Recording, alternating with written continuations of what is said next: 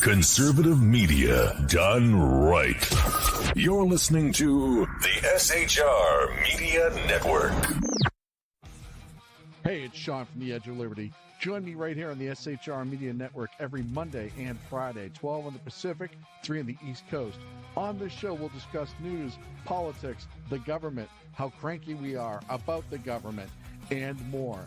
If you want to hear hard talk, good interviews, sarcasm, bad jokes, and oh God, that really is me in a nutshell. Either way, check me out right here on the Edge of Liberty every Monday and Friday, 12 Pacific, 3 on the East, on the SHR Media Network.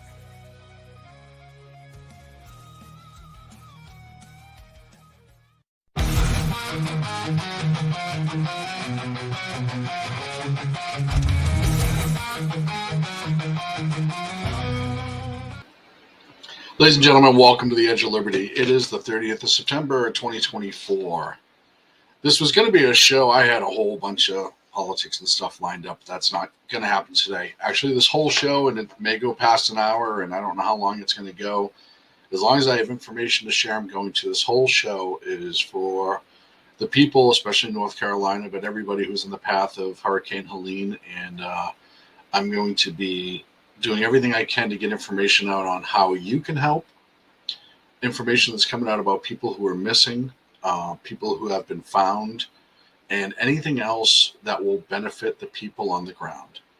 I'm not going to be discussing the politics of this. I don't want to discuss the politics of it. I said some things earlier on X, which is where I'll leave it until we get to the other half. But this is a horrendous tragedy in this country. The last I had heard is upwards of 900 still missing, and I don't know if that number's moved or not, because I was getting some stuff ready for the show. I haven't had a chance to dig into everything, but yeah, this whole show is going to be dedicated to the victims of Helene and everything we can do as a nation, people watching here to try to help. So if you're expecting me to be my normal bombastic self and loud and attacking every politician for this, that, and the other thing, sorry, it's not going to be today. There are more important things I have to deal with, and I'm going to deal with, including fixing my camera at some point. Because everything got changed into my show production. One thing I was going to do was my camera view and set that up, and I didn't have time, so I apologize. You're going to have to deal with it, but we'll try to fix that too. So I'm going to start right off. A lot of the show is going to come from X and different posts. I can't vet every single post on X. I know I'm going to be demonetized for using things on X for this episode. I don't care. I know that I'll probably get strikes, and after the live, my show will get yanked off YouTube at least, maybe Facebook too. I don't care. While we're live, I'm going to get whatever information we can. If you have information to share, maybe you're looking for maybe somebody who you're able to finally communicate and you're safe and you want to let relatives know, maybe you know a good place to donate, how to donate, either locally or nationally, you can shoot me into the chat. You can shoot it into the chat. YouTube, Facebook has the chat. X has the chat. Shoot it there, and I'll do my best to read it off. For everybody who's donating or maybe will donate from the links of the show, I have not had a chance to vet everything. Do your research. Make sure you're donating to a right and legitimate place. Apologize, I didn't even have a good shirt for today. Because, unfortunately, as we've seen with other disasters, there are people out there who will try to cheat other people. So just make sure you're vetting it. So let's start off. We're going to go, like I said, a lot of this is going to be X. Sorry if that's not your thing, but today that's what it's going to be. The first here is good news, and I'm going to maximize this for everyone to see it. You might not be able to read these, and I understand, and I apologize, but this is a post that somebody copied to X, Sassafras84 on X. It says the following people, and I'm going to read it all. out loud. I'm not just going to half it because I get nowhere to be. My whole afternoon, and as much, even longer if need be, I'll dedicate to getting this information out. The following people are allegedly been found, and they're unable to communicate. This was posted, I don't know, within the last.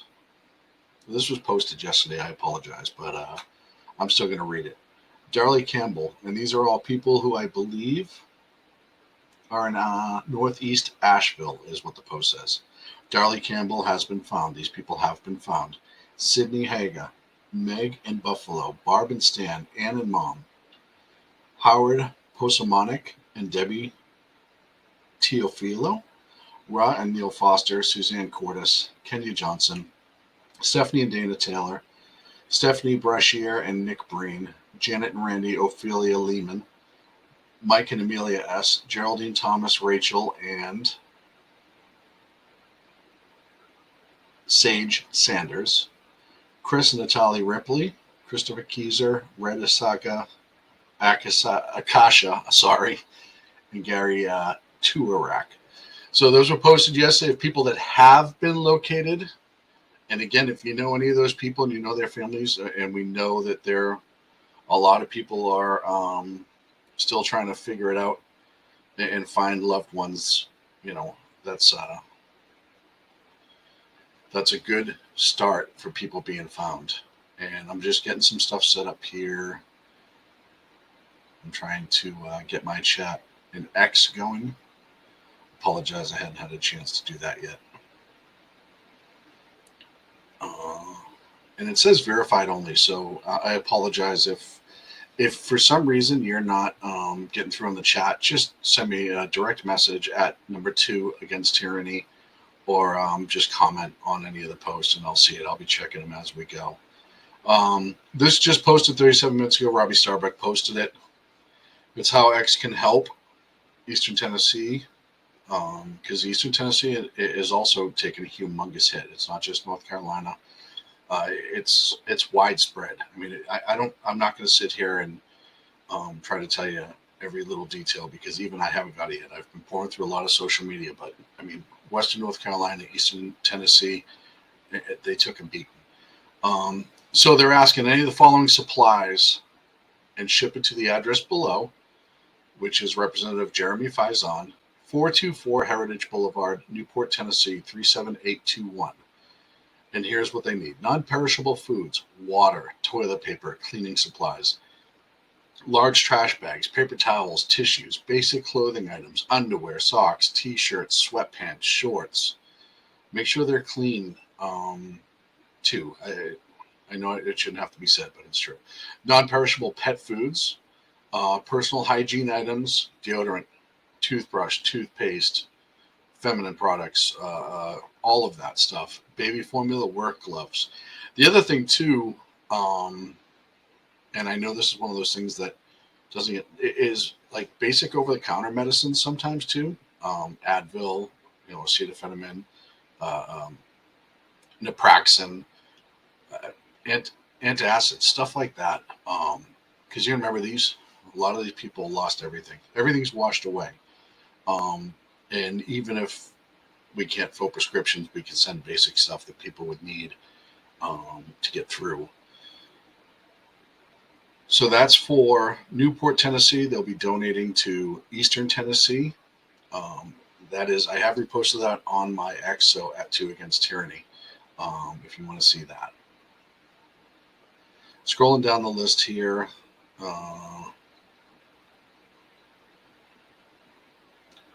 This just came 23 minutes ago, and we'll add this out too. This is a person that's missing. And again, I'm just sharing the information I have.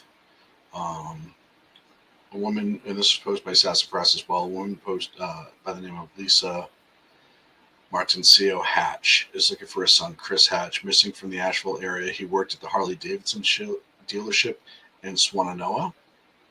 If you hear, please contact your local authorities if you hear anything about him. And that's her son, Chris, who's missing. So if you know anything about Chris, please feel free to reach out to authorities and share it. This is actually a group. I'm going to play a video I made in a second that are just essentially postings or a small video of places that you can donate, and I'll play that. But this is from Aerial Recovery. If you Google them, they're out of Tennessee as well.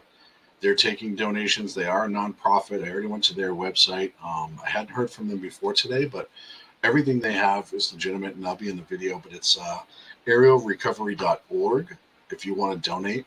And they're, I believe, using fixed wing and rotary aircraft to bring supplies into the area. They're out of Tennessee themselves, so that's another good one for you to donate to or share. I'm still going through.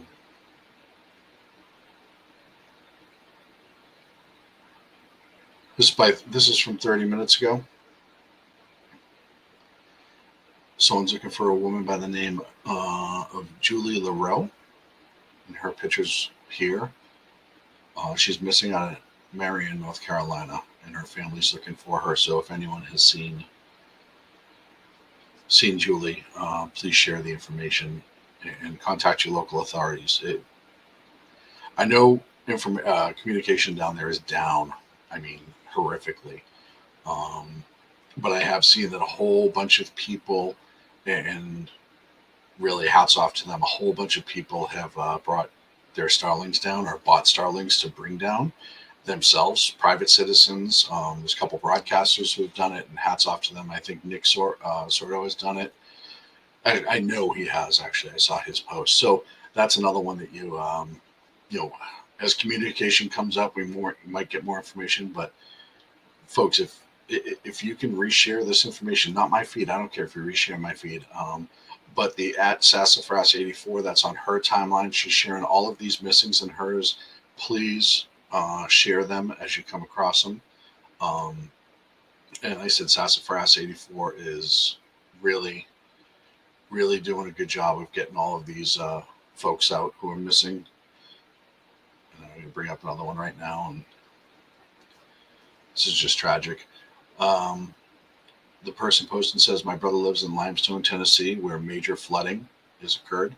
I haven't seen or heard from them in a few years. Their name are Daryl, Carol, and Emily. This is their photo. I don't have a last name. They live on Butterfly Court in Limestone.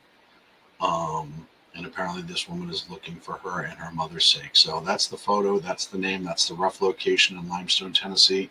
If you know anybody there, please, by all means, share that information and contact your local authorities. Let them know people are looking for them. And look, folks, one of the things you have to bear in mind is that law enforcement, public safety, fire department, E911, all that stuff in the areas who are mostly stricken are down. Emails may, if you can find emails, may not be a bad option, because at least it'll sit there. So when their information starts to come back up, they'll be able to obtain it.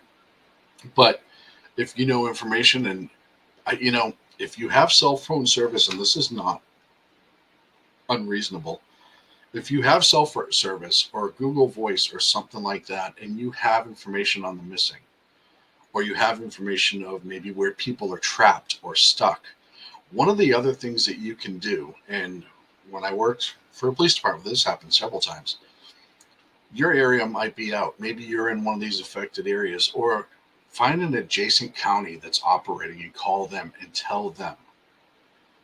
I guarantee you they're not going to be upset, or they may say, hey, this isn't our county. And you can say, yeah, I understand, because they're down and I'm just trying to get this to any official that I can. So when it comes time, they can share. And most of those surrounding counties and areas, they know what's out and what's not out. And I'm sure they're in an emergency operations setting where they're starting to compile information that's being sent to them.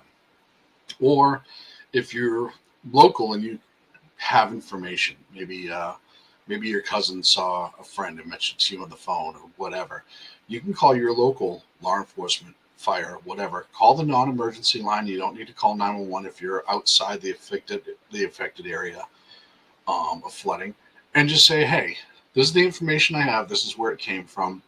I'm hoping maybe you can take it down and reach out to somebody, because they also have access, even though 911 in those areas are down, they have access to get information to those departments via back channels, emergency operations centers set up nearby, et cetera, et cetera.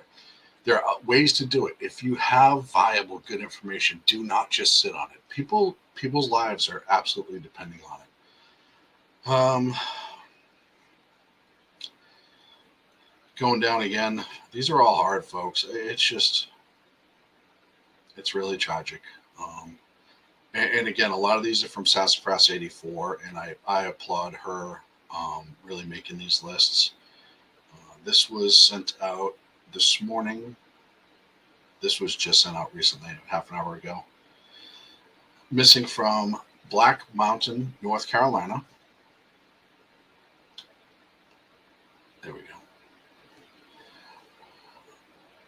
There's a mom named Jessie, a dad named James, and two boys, James and Hayes. Their last contact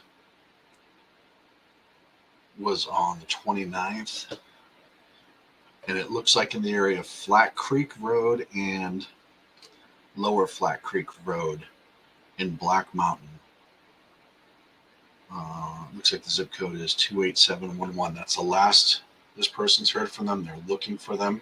So Jesse, James Jr., Hayes are all missing in that area. And I'll leave this up for a second if you want to grab a screenshot or pause it. And their last contact was yesterday.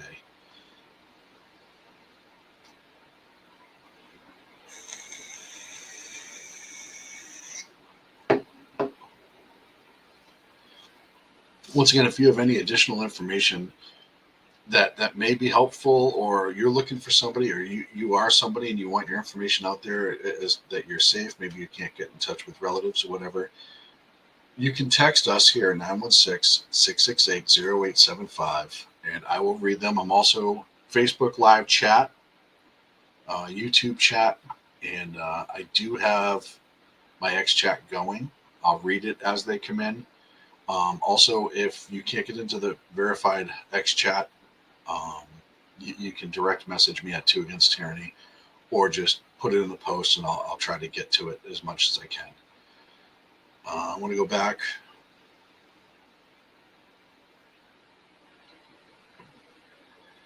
Scroll down. It's just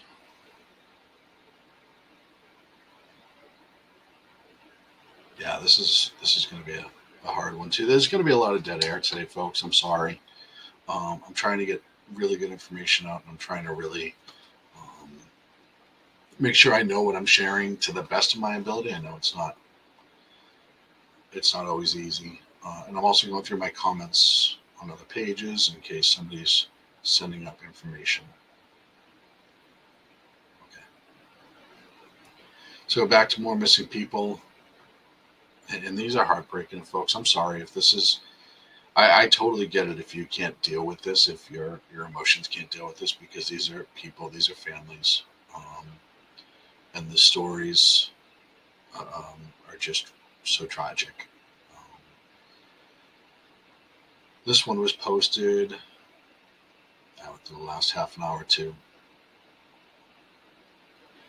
If everyone could share this out, please help find my sister, Melissa Hensley Gwynn. Her home was washed away in the middle of the night. She held on to her son until her son's father could find them. When the father, Jamie, turned his back around, Melissa was nowhere to be seen. They believe she was washed away. They're in Avery County, and they live in a small town of Minneapolis, North Carolina. Please bring them home. And that's her right there in the middle. And once again, her name is Melissa Hensley Gwynn. So if anyone knows where Melissa is, reach out to authorities, please.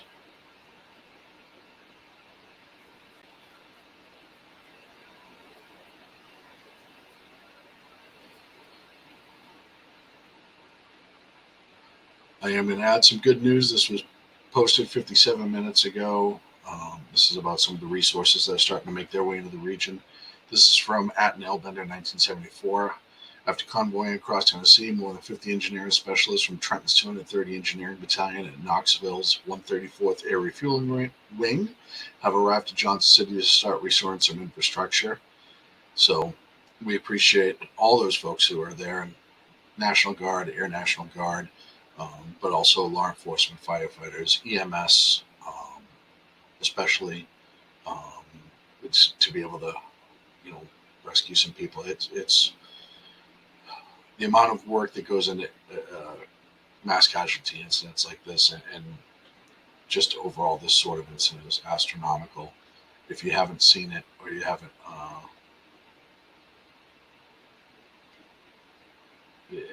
you're just better off if you haven't had to deal with any of this, because it's heartbreaking. But the amount of work by those amazing people are incredible. All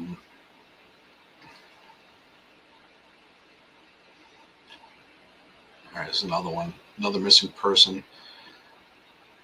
Just look for a person by the name of Joshua Wood, located in Asheville area. He was last seen on his roommate floating on a rooftop. He jumped into the water to save his dog. And that's Josh right there. So if anyone knows where Josh is, please contact authorities. And like I said, it may get repetitive and it may be hard to watch, folks, but this is what I'm doing today. I'm going to dedicate the show to this, because these people need a voice, and if I can give even 20 people, 5 people, 7 people to look at this and share it out, or pass information, then I'm going to do it. If you have X, you can go look up these posts and share them out. But this needs to be done, for lack of a better term. This absolutely needs to be done. And these people deserve to be found, or at least their families deserve to know what has happened. A woman by the name of Tammy Houston is looking for her aunt, Jennifer Carnes. Last address is 138 Springville Road, North Carolina. And that's in Asheville, North Carolina. And that's Jennifer too. She has a history of medical issues, possibly on medications, and they have not been able to reach her at all. So once again, folks, if anyone, I'll leave this up for a second. If anyone knows Jennifer, please, if you know where she is or any information at all, please contact your authorities. The families are looking for them, or you can look Tammy Houston up. It looks like this is from Facebook. Missing persons in Eastern Tennessee.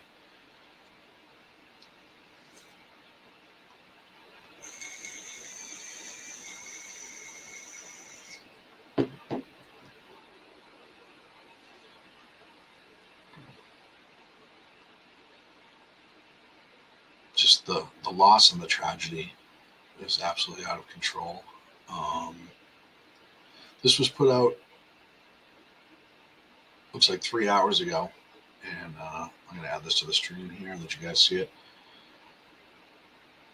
They still haven't just declared everything a disaster zone yet. If you're trying to get information, that's the governor's office right there in Tennessee. This is for Tennessee. 615-741-2001. That's the governor's office. And share that number, and hopefully that's information that will actually put that. I'm going to write that down for.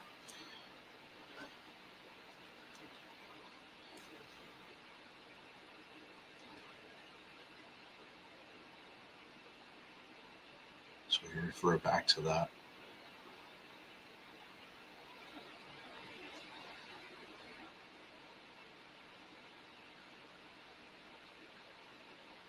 So I'm scrolling down. This was shared by Nick Sorter. It was also shared by Polita Bunny. If you follow her on X, she has been incredible. She's really shared a bunch of information with me, and she's also been sharing a bunch of information regarding this incident in Helene. So if you get a chance to follow her, and she has a lot of valuable information that you can retweet. She retweeted or reposted Nick Sorter's post.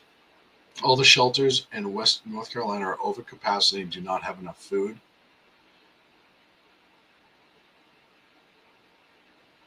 So if you're close to Western North Carolina and you have a way to bring non-perishable foods, MRE, stuff like that, I'm sure they would be appreciative of it.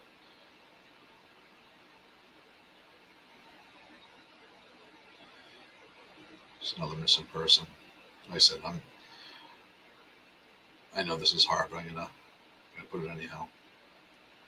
Sassafras again. Lindsay Shea Albright has a missing uncle named Lynn McFarland that was swept away in the flood in Asheville, North Carolina. Again, if you see Lynn or even his dog, contact local authorities. Lynn McFarland, and that's his photo.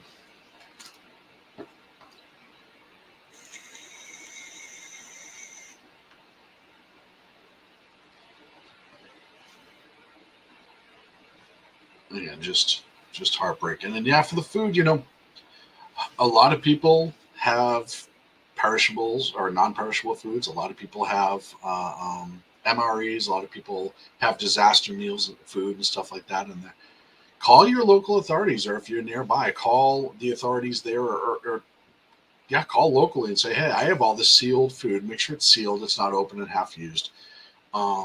That I can donate if people need it. I guarantee you somebody out there is going to say yes, especially if food is in shortage, as it appears it is, at least in some of the areas.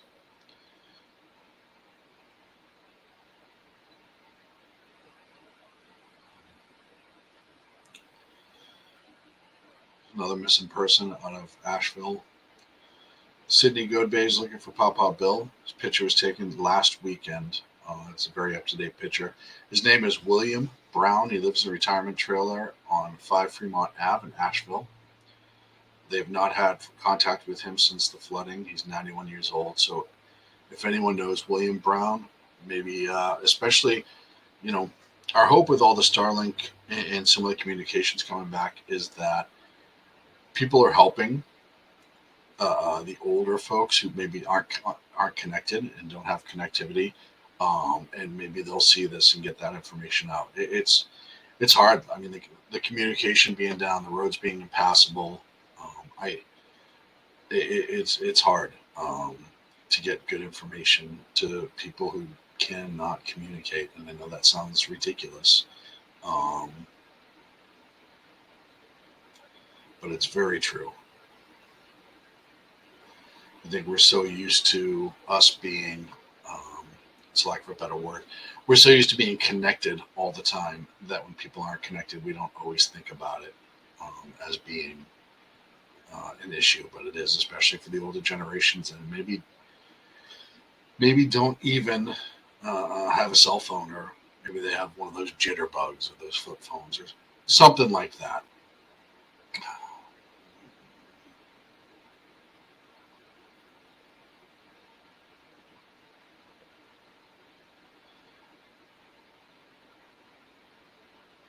Apparently there's an update on that Julie LaRoe that I posted not too long ago. Looks like she's still missing on the left, but her boyfriend is in a hospital. Her boyfriend John, and it looks like they're from Hickory, North Carolina.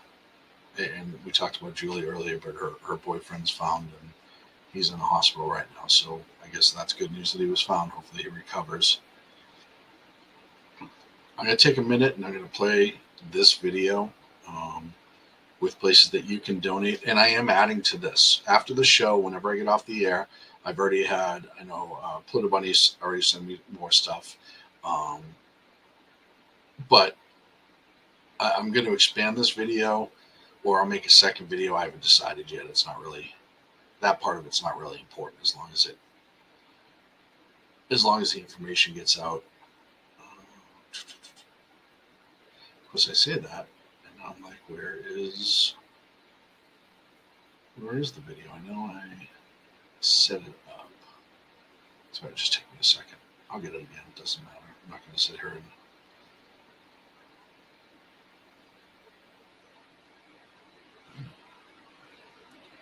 all right. I'm going to do it the old-fashioned way. And by the old-fashioned way, it means I'm going to go to my own video and it's on, and I'll play it for you. Please take a second, watch this, write everything down if you need to. Let me see if I can.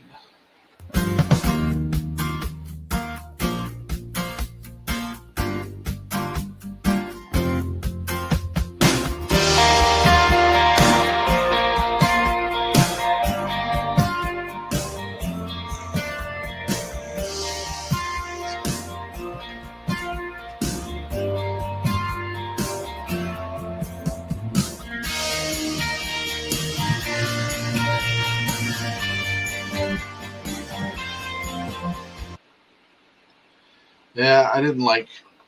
Hold on, I gotta start that again because it was clipping the very bottom of it.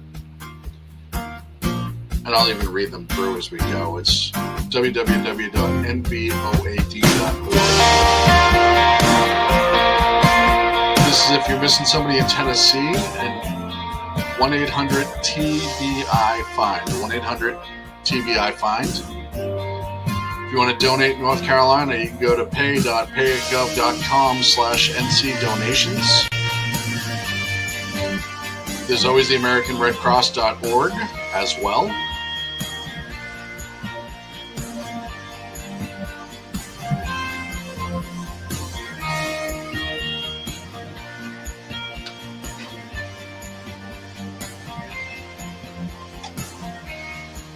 Aerial recovery, that's that MPO I told you about earlier, aerialrecovery.com.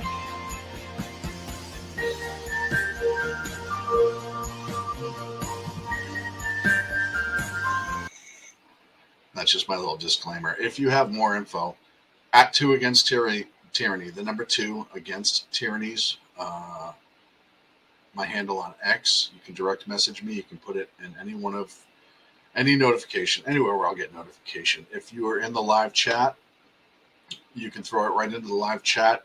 I'm looking for places to get to send donation information out. So if you know of an MPO or a nonprofit or an NGO that's doing a really good job or has done a really good job in the past, by all means, please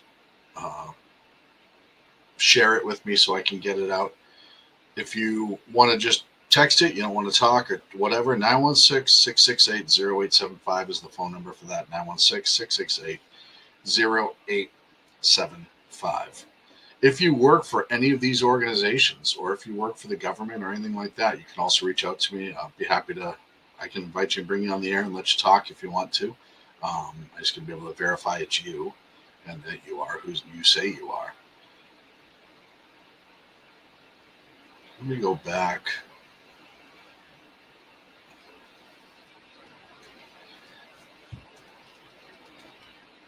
Let me go back to that page or that thread I was on about Hurricane Helene.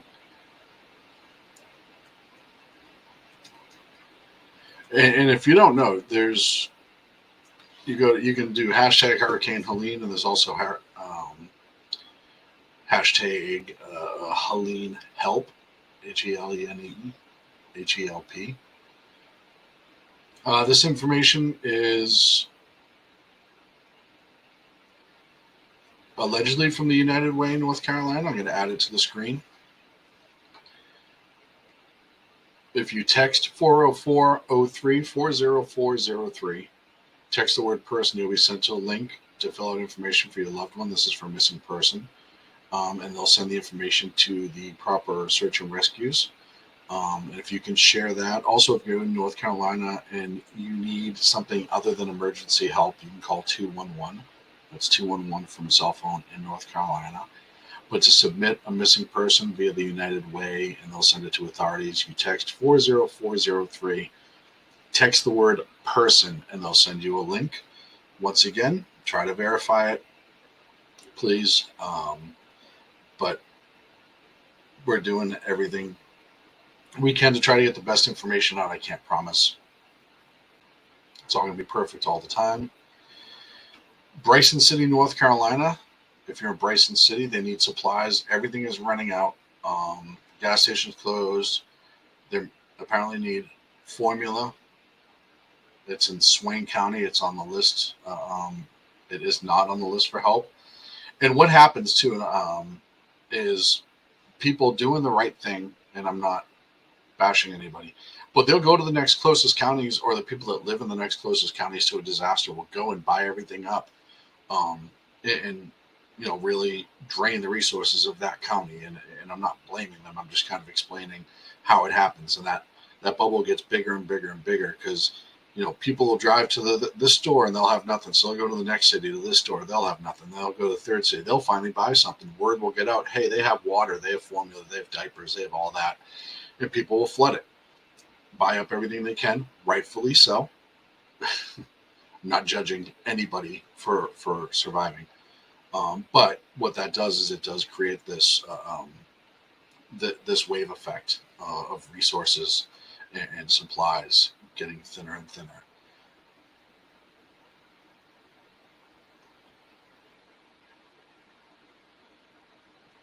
Kind of good news, Goya, and I don't mind sharing information like this from people doing the right thing, and I don't care if it's a company that I'm not even a fan of or whatever. And I'm not saying that about this company specifically. I just mean in general. If they're doing the right thing in these situations, I will absolutely post it. And this is from Goya Foods, and the CEO commented too. But in the face of Hurricane Helene's devastation, Goya stands with the resilient communities in Florida, Georgia, and the Carolinas, embodying the spirit of compassion and support. Together, we nourish hope and rebuild lives, reminding everyone of the darkest times we can share the light of generosity, said Bob Unanu, this president and CEO.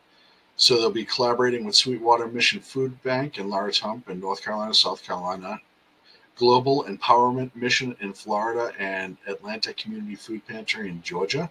And they're going to be sharing information to get to those, food, not information, food, to be getting to those people who desperately need it. So it's good news. I'll have to say, we can argue later about what their motivation is, but when you see all these companies really start kind of stepping up, it's really, really heartwarming. Sassafras posted another missing person. I'm going to share that now. I'm just trying to look, see how recent it is. This was posted at 2:06 p.m. yesterday. I don't know if this person's still missing, but her name is Cecilia Niera. She lives on Swannanoa on Bee Tree Road. She's been missing. I'm sorry. No, she doesn't have any food in the house, and she has health issues. She is missing. Okay, to say looking for. I apologize. Getting a little scattered brain. But if anyone has heard from Cecilia Niera, please contact your local authorities. Her family is trying to find out more information. Once again, folks, if you want to donate, if you're missing anyone in Tennessee, the phone number is 1-800-TBI-FIND. I did put up that number from the United Way earlier. If anyone has a phone number for missing persons to report in North Carolina, please feel free to shoot that to me. I'll get it out on the air. As I'm trying to get all of this just caught up and trying to get as much info out as we can. Here's another missing person. Lisa Peeler Brady, who lives in Chimney Rock, North Carolina. They last spoke to her Thursday evening.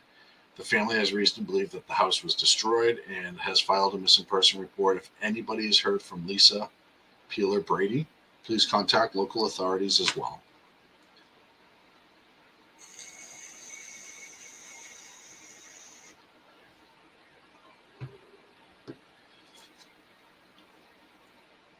Sorry about that.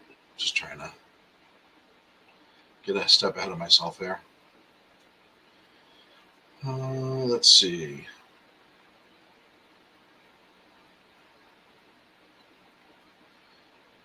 Okay, this is actually going to, allegedly, this is from Sheriff Kevin White, Franklin County Sheriffs, and Lewisburg, North Carolina.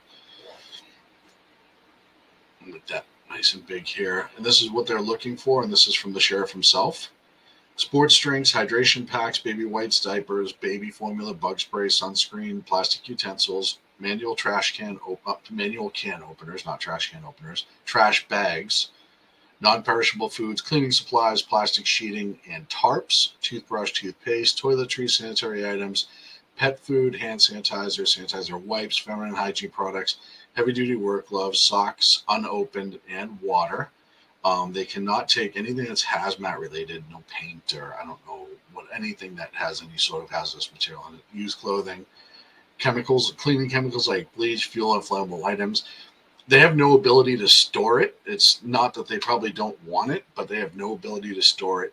If you have any of that, and you can donate and get there to Lewisburg, North Carolina, head to 285 T Kemp Road, zip code 27549. Once again, the Franklin County Sheriff's, 285 T Kemp Road, Lewisburg, North Carolina, 27549.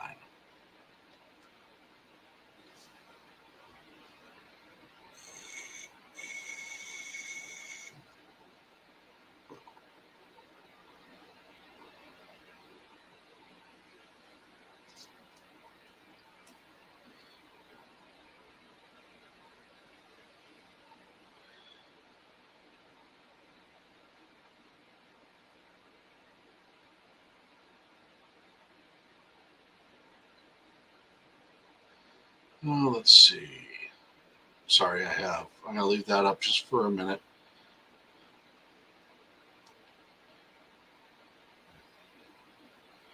Oh, thank you at WendyX WBVT underscore 98 just sent me a DM. State officials said that if you can call 211 to report a missing, you can call 211 to report a missing person or request welfare checks. However, 211 is not an emergency processing resource, and they have emergencies. Any emergencies should be routed to 911. So thank you very much, Wendy. I appreciate that information. I'm looking to hear.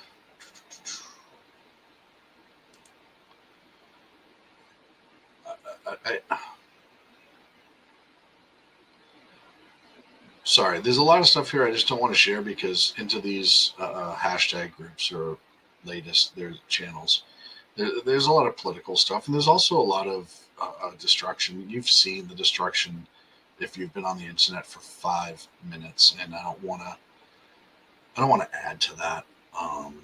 So I'm just going through trying to find helpful information that's going to help people. I don't want to add to the misery that's already out there. I mean, sharing missing persons is not the happiest thing in the world, but at least, it maybe is a little productive. I don't know. Like I said to somebody earlier when I was talking about the show that I was going to do, like, I'm sitting in a chair, dry, warm. I had food today. I'll have food tonight. I'm safe. I couldn't bring myself to do a regular show while this is going on, and maybe this is a weird cathartic thing for me to try to help, but it's all I have and all I can do, and that's why I'm doing it, if we're being honest. And I appreciate the fact that I have the honor of being able to maybe share some information that might help somebody. And if it doesn't help, I still can say I tried. Blow this one up the best I can. Caden Moore, Jesse Moore, and their son Torrin Moore are unaccounted for in Marion, North Carolina.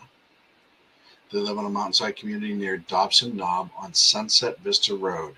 If anyone has information, it's been 72 hours since they've been contacted.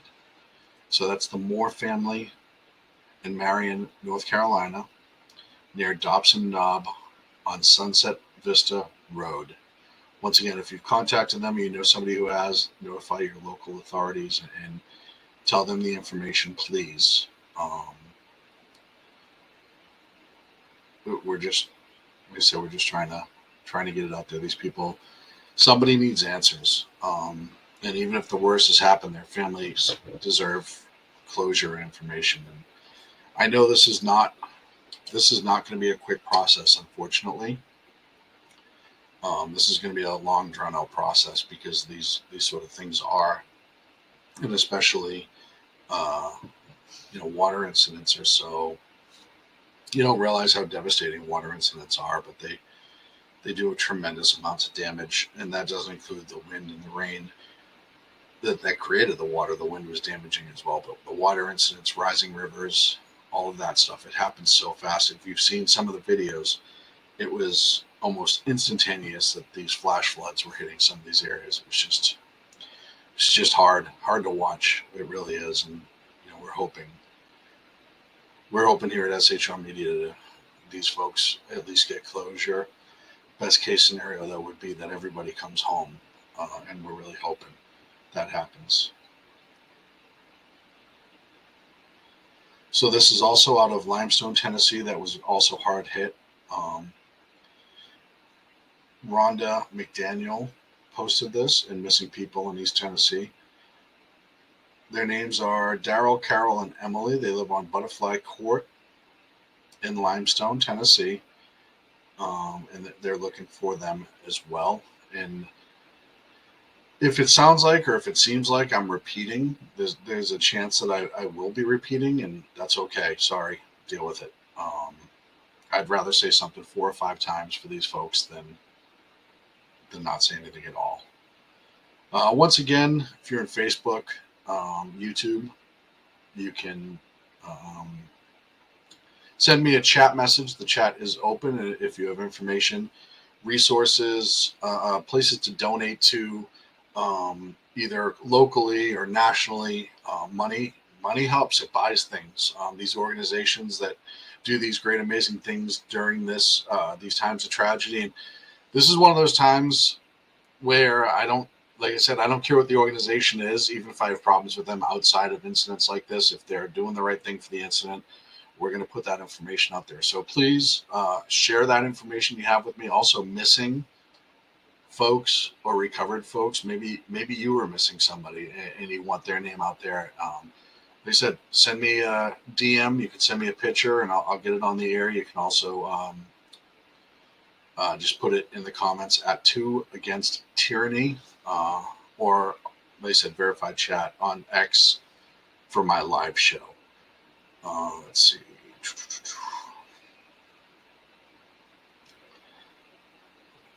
It's another missing person. Her name is Kim Ashby. Their house was on 3 Watersound Drive.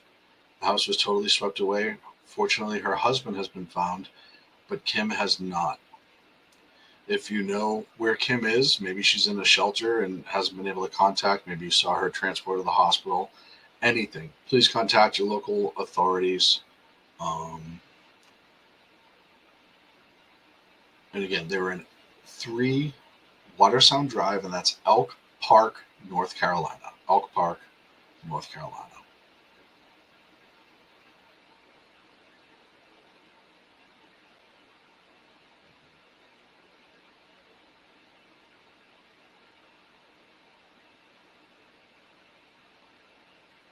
Let's see here.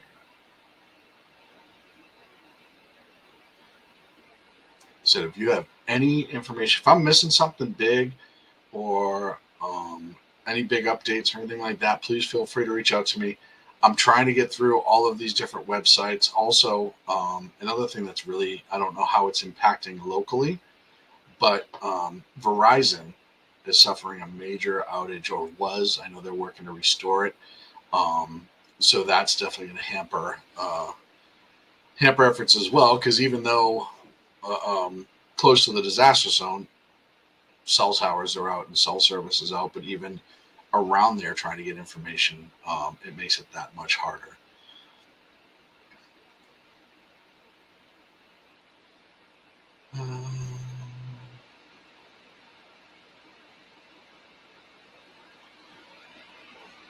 When was this posted? I'm just trying to keep. This was posted 24 minutes ago.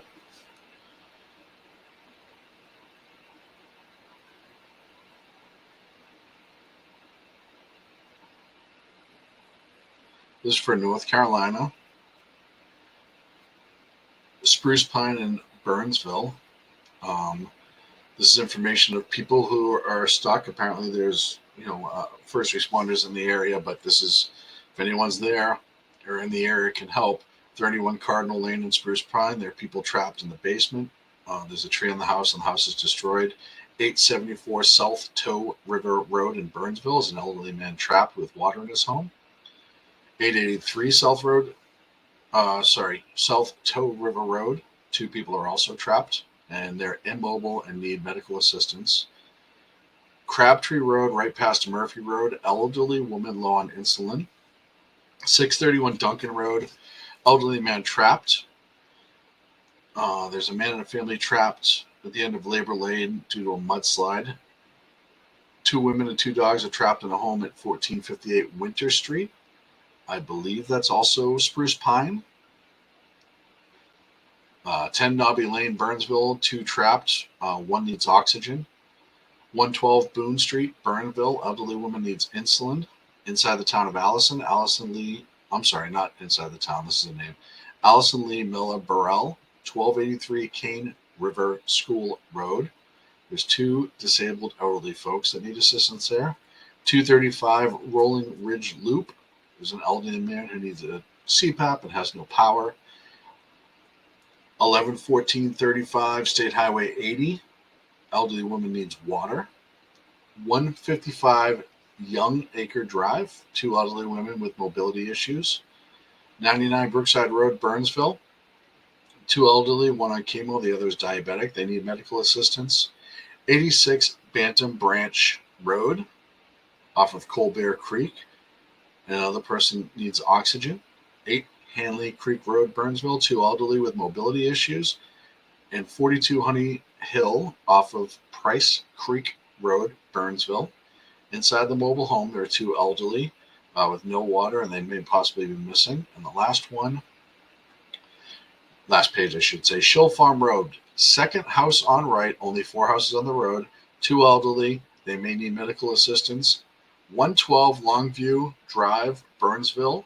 Man is out of medication for the last 2 days and needs it. 111 Nutmeg Drive.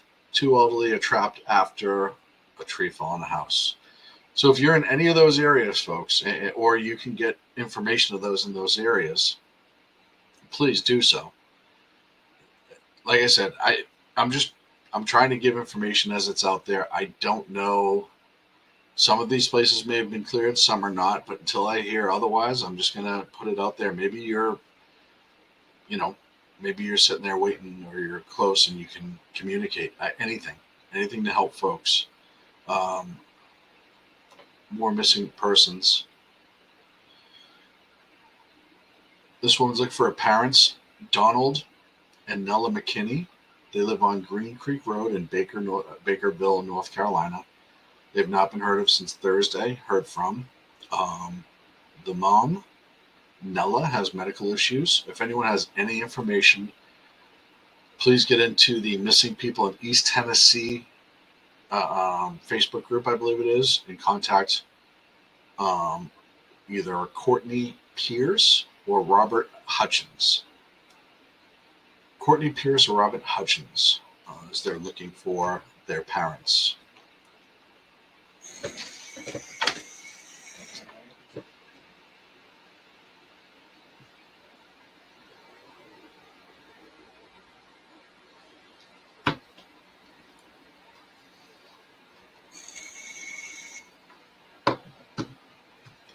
Okay, moving along.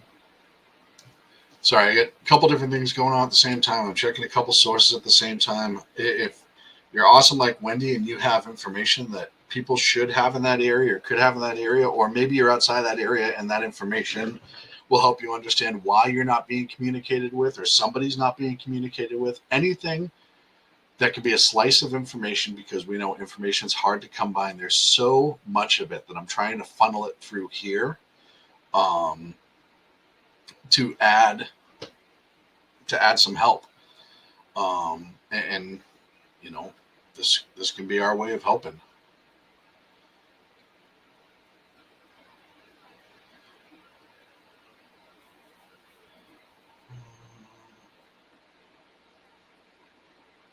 Unfortunately, another missing person. There's a lot of them, folks. This is just so tragic. Her name is Olivia Fine. She's 24 years old. Last known location was in Weaverville, North Carolina. She works at the Tractor Supply. She has a metal plate in her skull due to a bone disease and hasn't been heard of since Thursday, the 26th. If anybody has heard from Olivia Fine, please contact authorities. Her brother, Hunter Lucas, is also on the Missing Persons of East Tennessee. I believe it's a Facebook group. It is. And you can reach out to him there if you know anything about it. I just picture it was your loved ones. Just picture it was your family. Just picture the tragedy that these people are going through and how any information at all could help. And once again, Olivia Fine, 24 years old, out of Weaverville, North Carolina.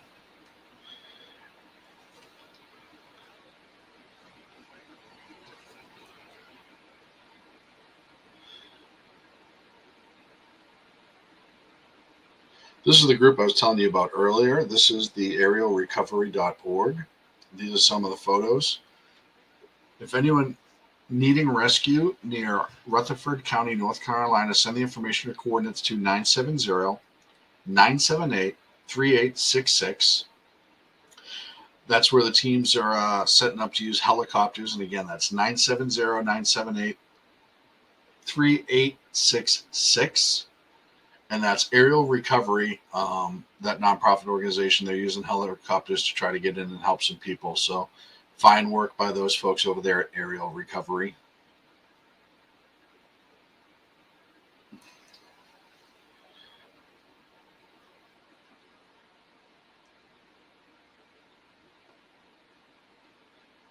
Another missing person, Christopher Gregorio, who's seen last seen in Asheville. He hasn't been heard of since 3 p.m. Thursday. He and his family are worried. The mom's on, it looks like Facebook, Vanessa Gregorio, is looking for Christopher. And that's Christopher right there. Has not been heard from since Thursday. And that's a mom worried sick right there.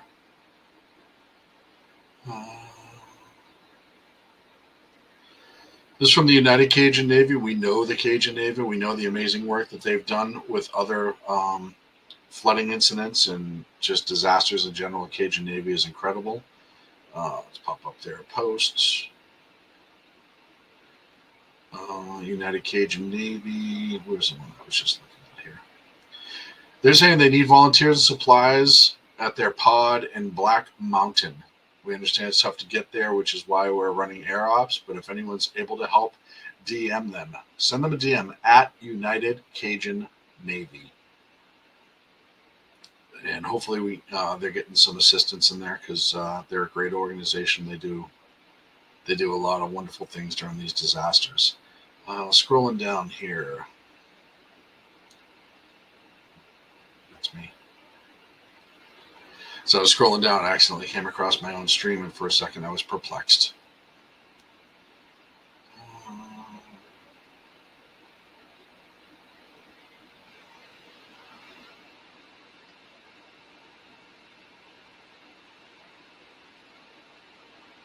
Just going down, some of them I've already covered once or twice, and unfortunately, when the thread has a tendency to reset, you push back up to the top, and you gotta kind of work your way back down.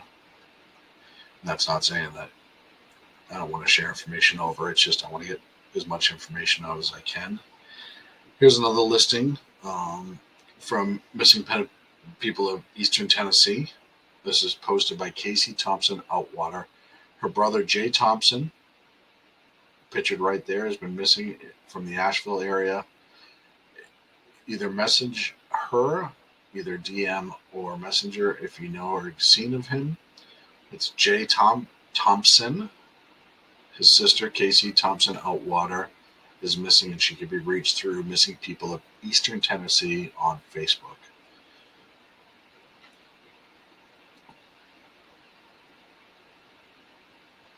Let's see here.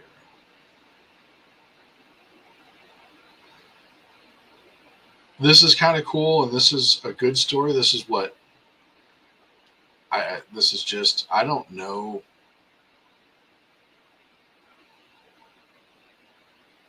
Oh, he's one of the storm chasers.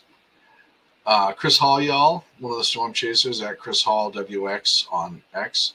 But there's a picture of them putting up a Starlink. And as I said, Nick Sorter has also bought a bunch of them, and they're going down into Asheville with Starlinks so they can give everybody, there's no cell service, there's no digital service. So what happens is people have phones, but they're bricks, they're useless. We've talked about it going natural disasters, why cell phones aren't always a good choice. I know everybody has out of communication, landline, cell phone, whatever, but what they are doing, because your cell phone can connect to Wi-Fi and still be semi-operational, is they're setting up these Starlinks all over the place in like downtown areas, or just areas near evacuation centers and stuff like that. And they're letting everybody hook up to the Starlink. They're just leaving the Wi-Fi open to let them access and try to communicate with families. So that's awesome work being done. You love to see it. You love to see people help. And the more Starlinks they can get down there, the better that could be as far as communication goes. Putting people in touch with their families. It's one of the hardest things after a disaster is to find people and get them back in touch with their families. So, it's tremendously important. Leanne Marie Carlson, Missing People of East Tennessee on Facebook. She's looking for her daughter, Jonathan Cassandra Stevens, 40 years old. She was living in the Asheville area. She has a black pug named Chica and red and white long hair, medium-sized dog. This is the last photo that came out. 6'2", blue eyes, light brown hair, large circular scar on the top of her head from a childhood accident. Please messenger, trying to find her loved one, Leanne Marie Carlson, Missing Persons of Eastern Tennessee.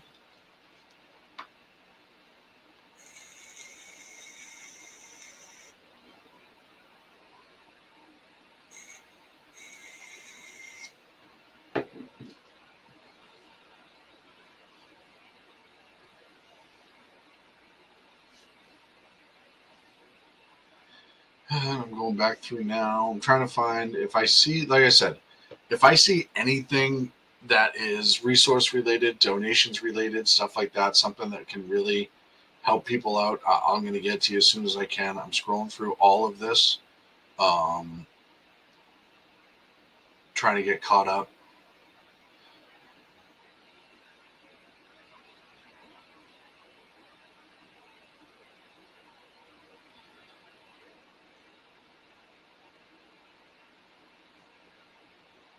Okay, there's good information right here. This is from the Buncombe County government.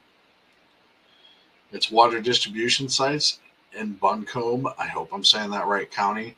They'll start distributing water at 2 p.m. today, local time. 1 day supply of water for each individual. Locations are William W. Estes Elementary School, Sandhill Elementary, Windy Ridge Intermediate School, and Fairville Elementary. So if you need water and you're in those areas, that is where you'll respond to get 1 day's water per individual. And I'm sure, they'll keep giving it out until they run out. Unfortunately, that happens sometimes.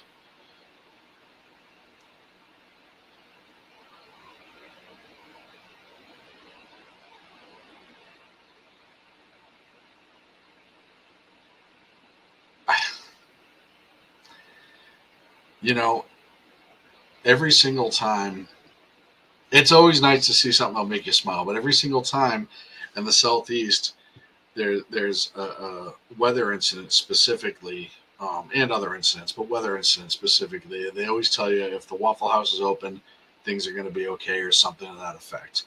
Chris Hall, y'all, once again posted Waffle House is open. They hooked us up and they were feeding an entire shelter. Good on Waffle House for doing that.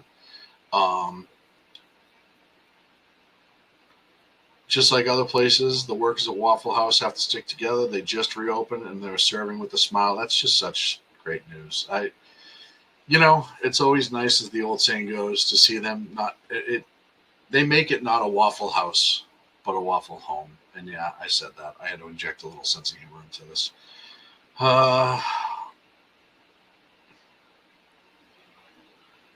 There's a Facebook group, Hurricane Helene Safety. I think it's Council. I can't see the rest of it. It's clipped off.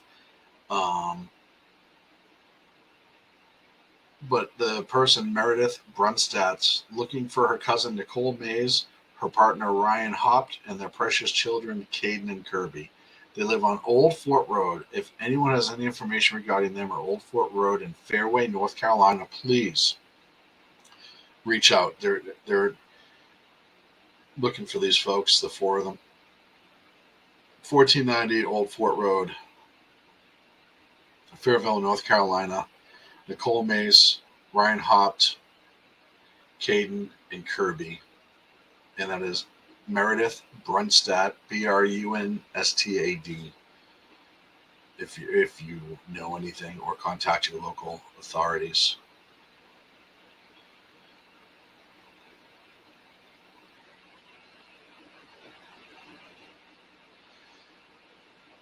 Another NPO doing a good thing. Here we go. I got to write this down because I got to update that video in a little bit. Mercury One. It's a charity.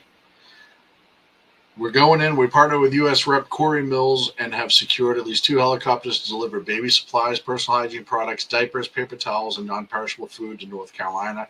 We're getting vital supplies directly where it's needed, as some of these flood-stricken areas are isolated. Please, if you can donate, I'll pull up the... It's Mercury One. I'm sorry, it's donate.mercury1.org. And if you go down, it's the hurricane relief, and you can enter amount. I have heard of Mercury One. I've never heard of any issues with donating to them, if that helps you feel a little bit better.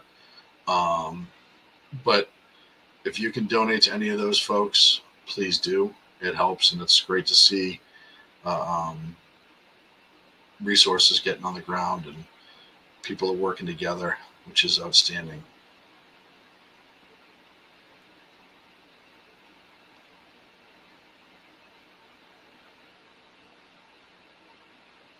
Scrolling down, there's another post, Sassafras84, who has just been... I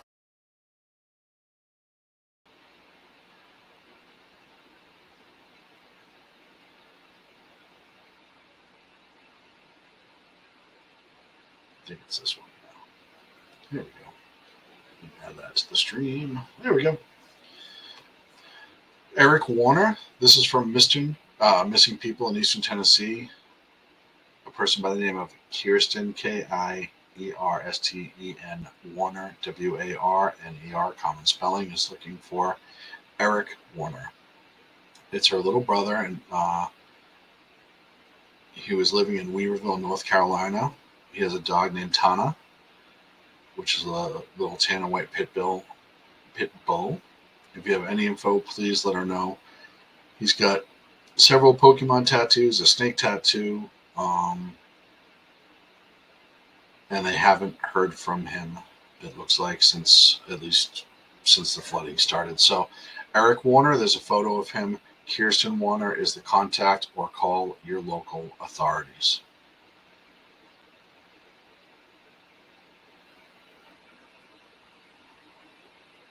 And again, if you have any information, you can hit me up in the live chat, Facebook and YouTube, the chat over on X as well, or you can DM me at the number 2 Against Tyranny, or send me a notification or just a comment on any one of my posts. I'll check them.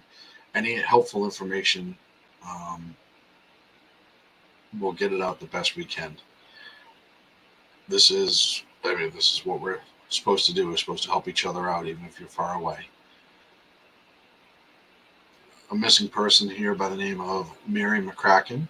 Her daughter, Rachel Elizabeth, is posting the Hurricane Helene Safety.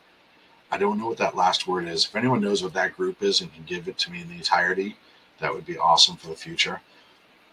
She was missing. Mary McCracken DeBrito is missing from Canton, North Carolina. If anyone has any information, please contact Rachel Elizabeth in that group or your local authorities. And the other thing, too, that you've seen in the past, and this is not made up. This has happened before. People don't realize they're considered missing because they're dealing with their own stuff, right? I mean, they just went through this flooding incident, this hurricane incident. Maybe their house was washed away and they're just sitting in a shelter kind of stunned. Um, that does happen. People go into shock and they don't really think, and they may not be thinking, hey, everyone's looking for me. My loved ones are looking for me, my friends and family or whatever. So if you come across somebody who you see here or any of the posts, make sure you tell them that people look for them, because people sometimes, I tell you, I've taken reports from probably thousands of victims, maybe not that many, but it was a lot. And one of the things when somebody's victimized and they go into shock, they don't always think clearly. They don't always prioritize like a person who didn't go through a traumatic incident prioritizes, especially relatively soon after. And the more traumatic of an incident, sometimes the harder it is for them to kind of get their bearings back. And this being an incredibly traumatic incident, there could be people sitting in shelters who are just not realizing that people are looking for them. So if you see anybody, it absolutely helps to say, hey, I think I saw you and your family's looking for you.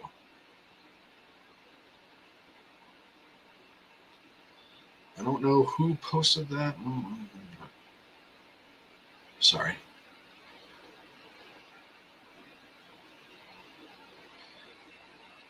So another post from inside Missing People of Eastern Tennessee. Cindy Stone is looking for her daughter, Emily Stone. She ran away last Saturday with the boy and has been in Asheville, Saluda, Henderson, and Tyrone area. A missing report has been filed with local authorities. She's 5'6", 110 pounds, dark hair with red highlights. Her nose is pierced and she has braces. And mom hasn't heard from her. Well, she ran away last Saturday, and I don't know. It doesn't say when she last heard from her, but she hasn't heard from her. That's all that really counts. So, sorry about that.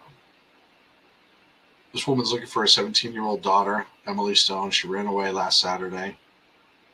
The poster in Missing People of Eastern Tennessee is Cindy Stone on Facebook. Her daughter, Emily, ran away last Saturday with a boy and has been in Asheville, Saluda, Hendersonville, and Tyrone area in North Carolina. A missing person report was filed.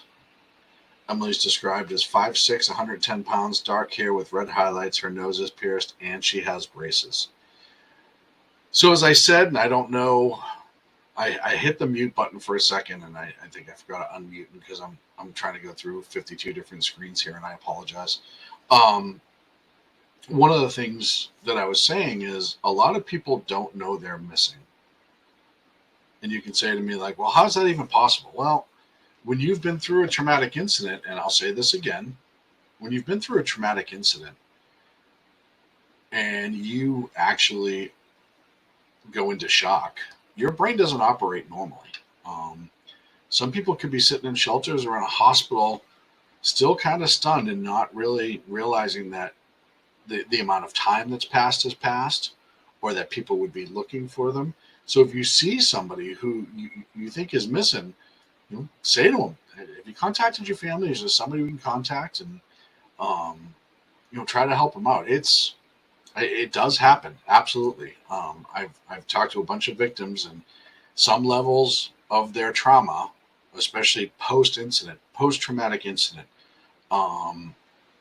does keep them from thinking about like, oh man, I should call my mom, or I should call my sister. Some people it's right away, but not everybody. So if you see somebody in any of these postings, and you're like, hey, that's the person who's reported missing in East Tennessee missing persons or any of that, tell them, offer your phone to call if you have one to call, because it's everybody handles these incidents differently, and sometimes people just they can't get a clear enough mind. Another missing person here Devin Keeter, 23 years old. If anyone's seen him, please let me know. His mom is, it looks like a Facebook post, Tina Marie Jones is her name. He was last seen in Asheville, North Carolina. So if anyone's seen Devin Keeter, Keeter, his mother, Tina Marie Jones, is petrified and looking for him.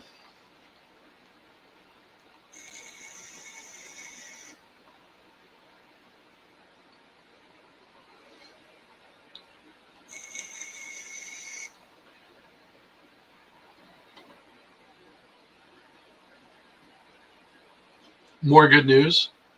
This posted from the Tennessee National Guard. The aviators from the 1-230th Assault Helicopter Battalion continue supporting Tennesseans impacted by the hurricane. So far, they have rescued over 100 citizens, transported over 34,000 pounds of water, food, generators, and other equipment of those in need, and performed 11 reconnaissance missions to survey and begin the repair of damaged infrastructure.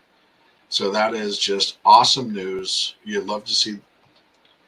This is from the Tennessee National Guard. Our aviators from the 1-230th Assault Helicopter Battalion continue supporting Tennesseans impacted by Hurricane Helene. So far, they have rescued over 100 citizens. That's awesome. Transported over 34,000 pounds of drinking water, food, generators, and other equipment of those in need. Have performed 11 reconnaissance missions to survey and begin repair damaged infrastructure. So that's seeing these heroes doing what heroes do and doing it real time is just amazing. And we applaud all of them. Anyone who's out there helping right now, just don't care about anything else but the fact that you're helping right now. And I think you're awesome for doing it. And I applaud you. And the whole country does. It really does.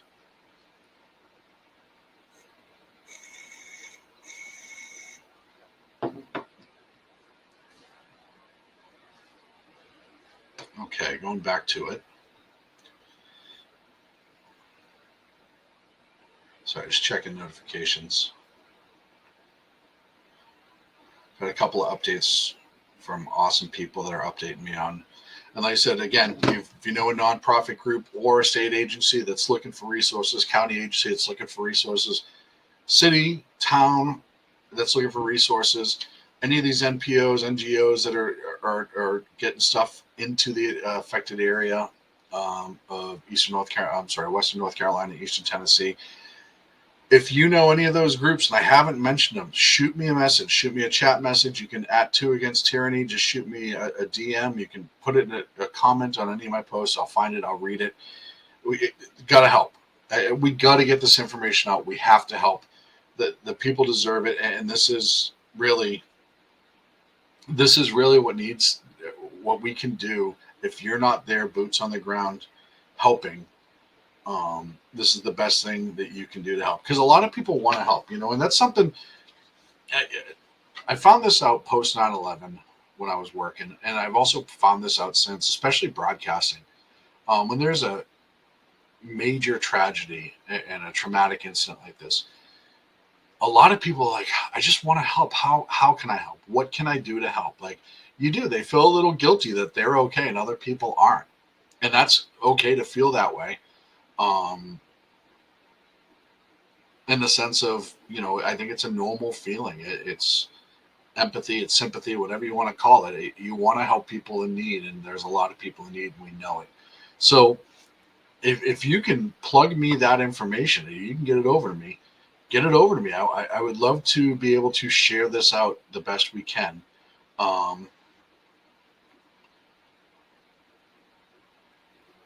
And like I said, I'm going through right now.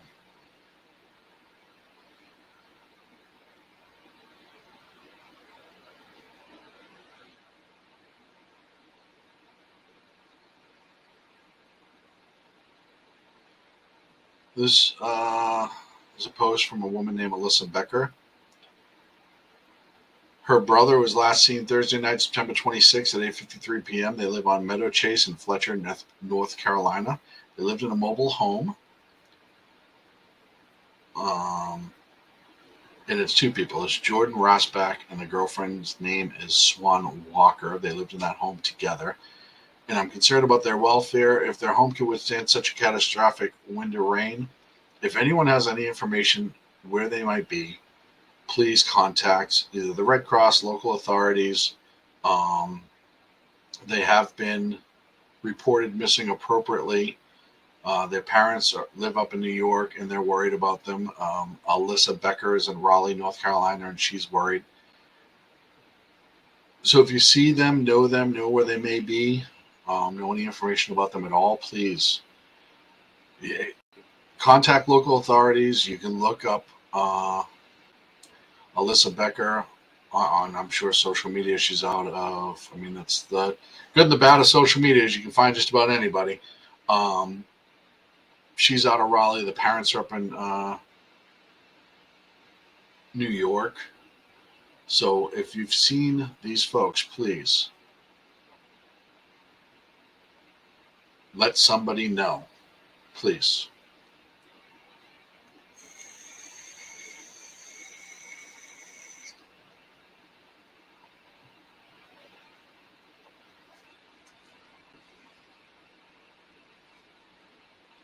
I'm going to go back, and if you give me a minute, I'm just going to get a sip of water, and I'll be back to rolling through some of these and see what we can do to help some people out the best we can.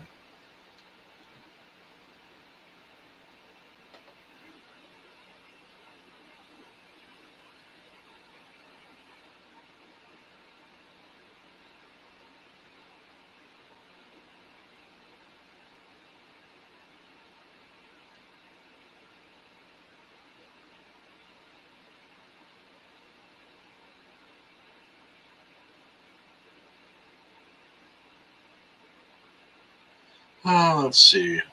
Sorry, I'm looking for. Yep, this is what I want.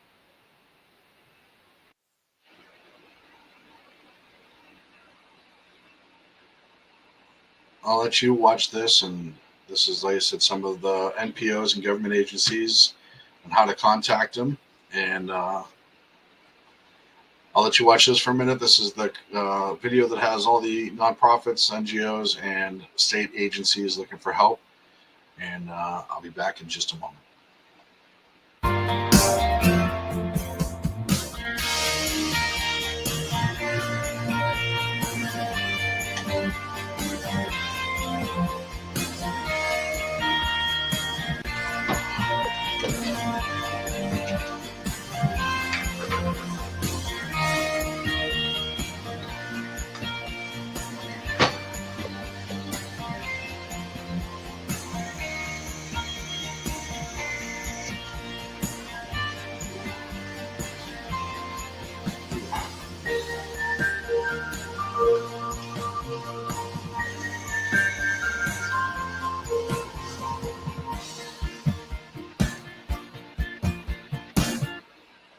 And thank you for joining me right here on the Edge of Liberty.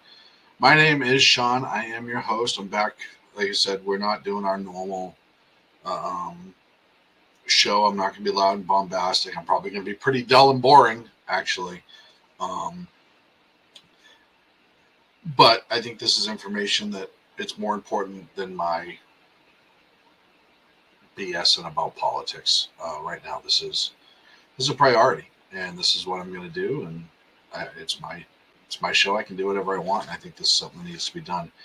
If you have any information updating on nonprofit groups that they're where you can donate for them, government agencies where you can donate for them, if you know anything that would add to this conversation about trying to get help to people in Western North Carolina and Eastern Tennessee, please do. You can text me 916-668-0875. That number again is 916-668-0875.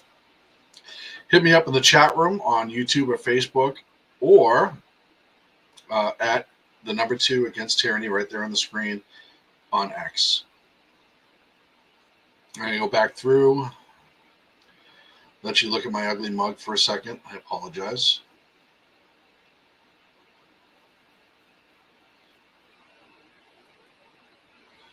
And I'm going to go through, and this was posted in the last 3 hours. And Sassafras 84 at Sassafras _84. If you get a second, send her a note saying thank you for sharing all of this, because she has just been a machine in sharing missing person information, and it's just a tremendous help. This might be hard to see, but Don and Diane Martin, Highway 9 and Black Mountain at the Continental Divide. Any info is appreciated. That's in the Hurricane Helene Safety, I think it's Coalition, but they're still missing. And if you know anything about them, you know what to do. I've said it 100 times. Local authorities, or you can contact Tonya Blair in that group, Tonja Blair. Once again, that's Don and Diane Martin on Highway 9 and Black Mountain.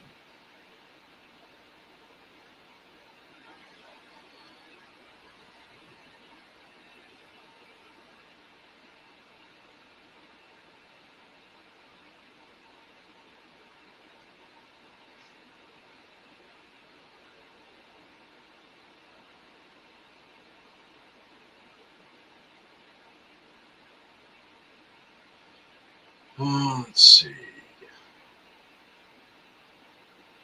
I don't want to do the...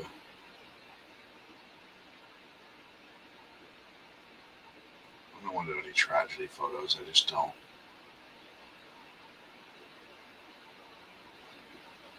I just don't think it needs to be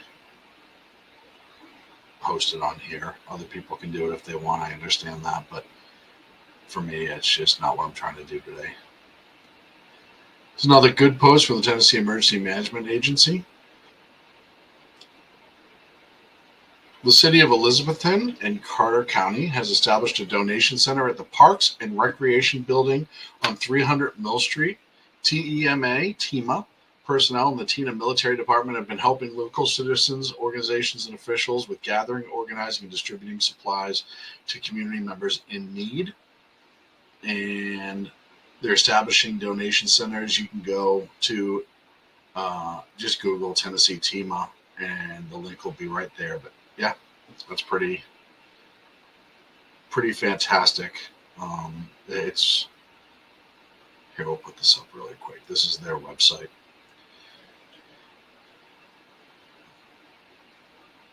It's the TEMA Department of Military in Tennessee, and all the resources and volunteer information is there if you're in the area, and you can donate time. If you can't donate time, you can go to visit the Eastern Tennessee Foundation website and donate there as well. Donation drop-offs will be at the Evergreen Free Will Baptist Church, 910 Holback Street, Irwin, Tennessee, from 9 a.m. to 3 p.m. Other donation pickup sites to get stuff: Southside Free Will Baptist Church, 1313 Chestoa Pike, Irwin, Tennessee; Temple Hill Elementary School, 797 Old Highway Road, Irwin, Tennessee; Flag Pond School, 917 Old Asheville Highway, Flag Pond, Tennessee. In Washington County, Tennessee, Crossbridge Baptist Church, 1300 Suncrest Drive, Johnson City, Tennessee. And that's just one local update. It's just, you love to watch groups go into action. You hate to see why they have to go into action, but the fact that they're doing it is pretty incredible. Let's see.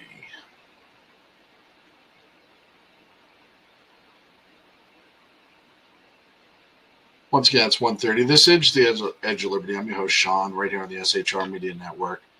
I am doing this show, like I said, specifically to try to get information to help the people in Western North Carolina, Eastern Tennessee, who've been just ravaged and destroyed by floods of water from Hurricane Helene. It's just incredible, the devastation. But hopefully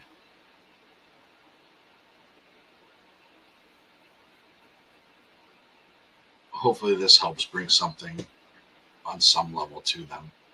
And like I said, even if one person donates to one of these causes, or if one person is found, or if one person can communicate with a loved one, it's all 100% 100% worth it. I'll be the first one to say it. It's important. It really is important that we do this. It really is important that, if you're just a dumb podcaster with me, like me, and you have the time and you have the resources, in my opinion, you should be doing this. This is, I can't be in North Carolina. I can't be in Eastern Tennessee. I can donate time. I can donate money. I can donate things like that. And that's what I think we should be doing in times like this. People should be helping each other out. And, for me, I had some podcast equipment and I have the internet, and I think it's important. It's important to at least try. They said if I spend hours doing this and it helps one person, it's totally worth it to me. I think it's part of something that we need to do in this country more and more. I don't know if I mentioned this earlier. I may have. Let's see. This is from Operation Airdrop. Add that to the screen. If you want to donate, and again, it's kind of the same list that the county sheriff put out earlier, but www.operationairdrop-airdrop.com. And if you go there, they have this drop-off sites that are close and the staging locations to transport stuff into the affected areas.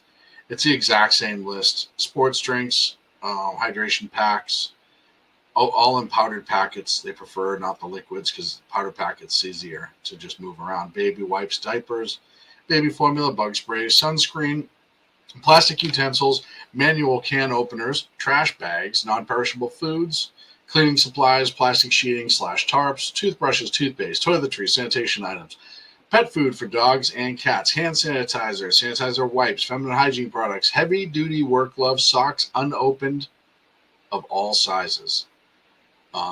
They can't take or won't take used clothes, water due to the weight, hazmat, chemicals, fuel, or flammable items. Again, transporting and storing that is really difficult. Same thing with the used clothes. A lot of places won't take used clothes in times like this just because they can't sanitize it properly. But if you can and you want to help, go to operation-airdrop.com and there will be a list for you to be able to know where to drop off. I'll leave that up here while I'm looking, see what other information is out here.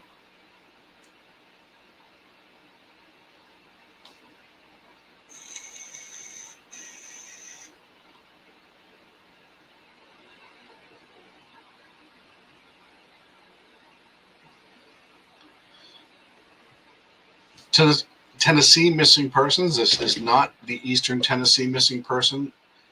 Trying to locate. This is posted by Jessica Flock, F-L-A-C-K, in that group on Facebook. She's trying to locate her sister Brittany Flock. Same last name. She lives in Asheville, North Carolina. They lived at the Ledgewood Apartments on Future Drive. It's her two children, ages 5 and 7 months, and her fiance named Joshua Bergen. If anyone knows where they are, you can reach out to Jessica Flack, F-L-A-C-K, Tammy Flack, F-L-A-C-K, that's the mother.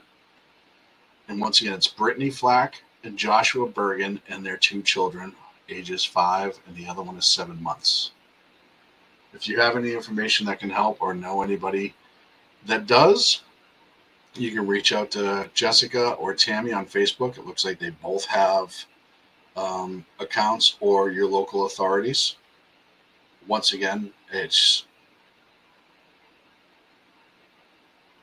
Brittany Flack and Joshua Bergen and their two children, ages 5 and 7, and contact Jessica Flack or Tammy Flack on Facebook. You can look under the group Tennessee Missing Persons and then search within that group for their contact.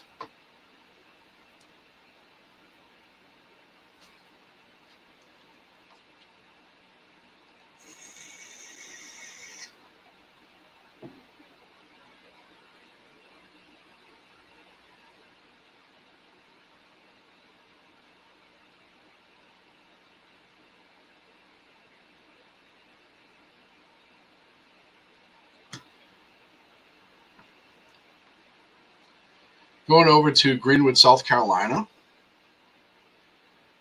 They said local officials saying they've received some 15,000 emergency ration meals following last week's landfall of the hurricane. Things are tough right now, said the mayor, Brandon A. Smith, while distributing EMRs on Monday. We're trying to prioritize the most vulnerable folk first. According to Smith, he expects for Duke Energy and Greenwood CWP to restore power to residents this week. He furthermore noted that FEMA was in fact inbound. He said, "We're not out of the woods yet." Who remains without power himself, it looks like, as most of his constituents. This is going to be a long process. But to get 15,000 rations is a good success. Starving and being hungry while you're wet, tired, and your home is gone, everything else, or flooded or displaced, it is just brutal. So it's good to hear that at least they have some rations, and hopefully the folks there get their power on soon. Let's see. Sassafras 84 again.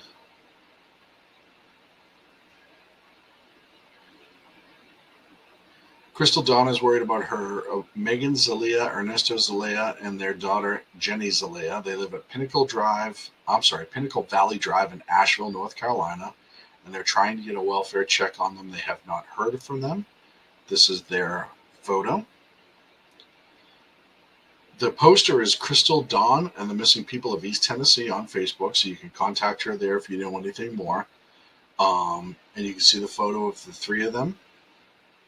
Once again, it's Megan Zelaya, Ernesto Zelaya, and their daughter is Jenny Zelaya, and they live on Pinnacle Drive in Asheville, North Carolina.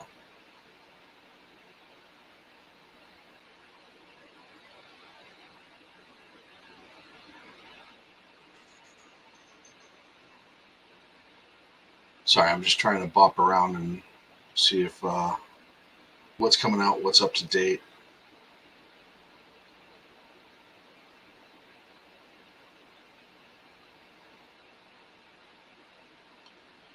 So many people are sending out well wishes, which is nice. I know if you're on the ground and things are traumatic for you and you're really suffering, it may not mean anything right now, but I can tell you, folks, eventually it will.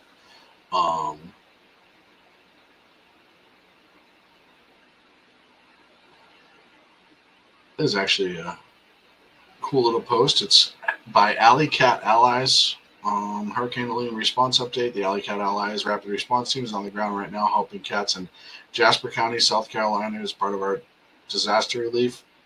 Yeah, forget about the animals. Some people do, and it's, it's a help. It definitely is a help. I know some people get mad and they're like, well, there are people. Yeah, there are, and that's tragic. Absolutely. But some people, they feel like they got to help animals, and those animals are appreciative, I'm sure, even if they can't say it. Another one from Sassafras 84, who it's to the point now. She's so awesome at what she's doing with her sharing, reposting, and researching. And you can tell a lot of these she's pulling from other sites and stuff. She's going out and looking for them and sharing them. So she's just doing a great job. Another missing person from Hurricane Helene, Christopher Palomo, who was last seen at 136 Robinson Cove Road, Chandler, North Carolina. No idea when the last contact was. No further information.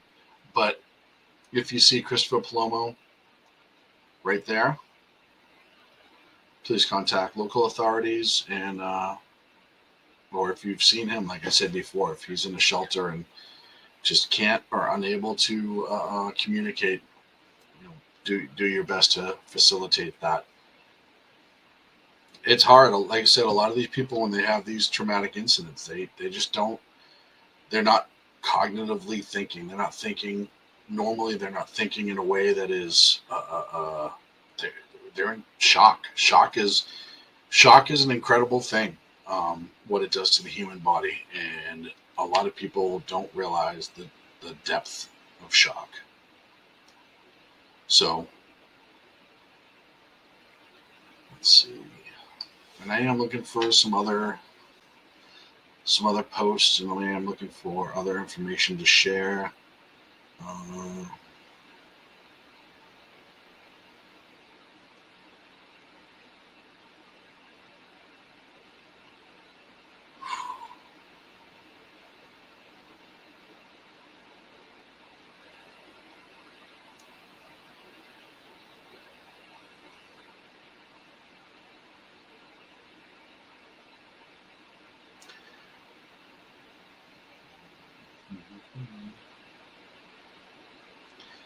This is posted by somebody who says they work for State Farm. I'm going to assume that they are, but I'm just going to post the contact. I'm not going to post the person's information.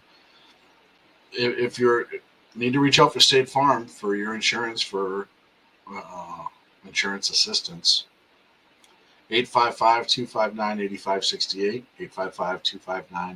855-259-8968. There's also a local number, 864-224-1608. Locally, 864-224-1608. I'd probably call the 855 number only because I don't know how big the local office is going to be, but at 855 will have a call bank and a call center, and will probably suit you or service you a lot sooner.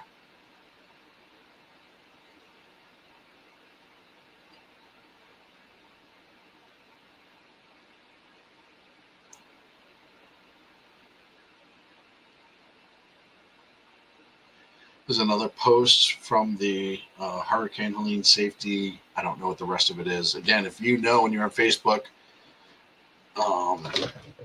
send it to me so I can read the full group name. I hate not having the full group name. YouTube as well, or in any of the live chats, you can do it. Twitter live chat, you can do it as well.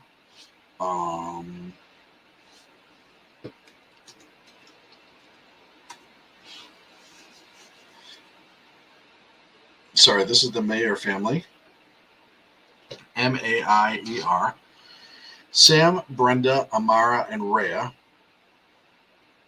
They live on River Birch Grove Road in Asheville. They haven't heard from them in 2 days since the power went out.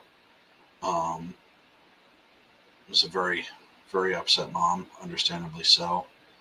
She said, if you find them, they're mine, and I want them back. Please hug them for me. I know they are strong and will get through this with God's blessing, but a picture of them would be so reassuring. Thank you. God be with everybody. And if you know them, if you had the ability to contact them, go ahead and reach out to Janet Friedenhagen. I'll spell the last name. She's on Facebook, and the last name is Fredenhagen. Janet Friedenhagen. This is the Mayer family in Asheville. Sam, Brenda, Amara, and Rhea.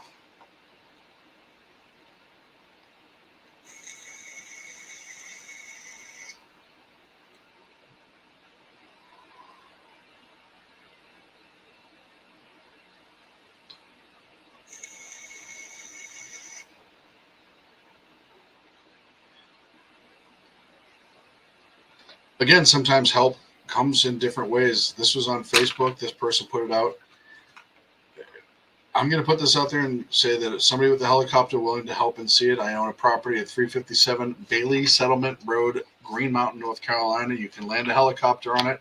There's hundreds of people around there that need help, some with medical conditions. If you guys can get anything to that spot, you have my full permission to land on my property. Just doing what you can with what you have, right? I mean, that's one of the things that makes this country amazing is, and people say, well, it's just property. Why wouldn't you let it? Sometimes it's better just to say it. Give full permission. That way there's no questions asked. There's another one from missing person in Eastern Tennessee. My son lives in Chandler, North Carolina. I have not heard or talked to him since Thursday. His name is Jason Murphy, and his daughter is with him. Daughter's name is Hadley, I believe Murphy. Here's a photo for them. And they're in Chandler, North Carolina. Have not been heard from since Thursday. Posted a missing people in Eastern Tennessee. Beverly Gregerson, Beverly E. Gregerson is the poster. So if you know anything about them, feel free or please contact local authorities or go over to Facebook and contact her directly. Jason Murphy and Hadley Murphy.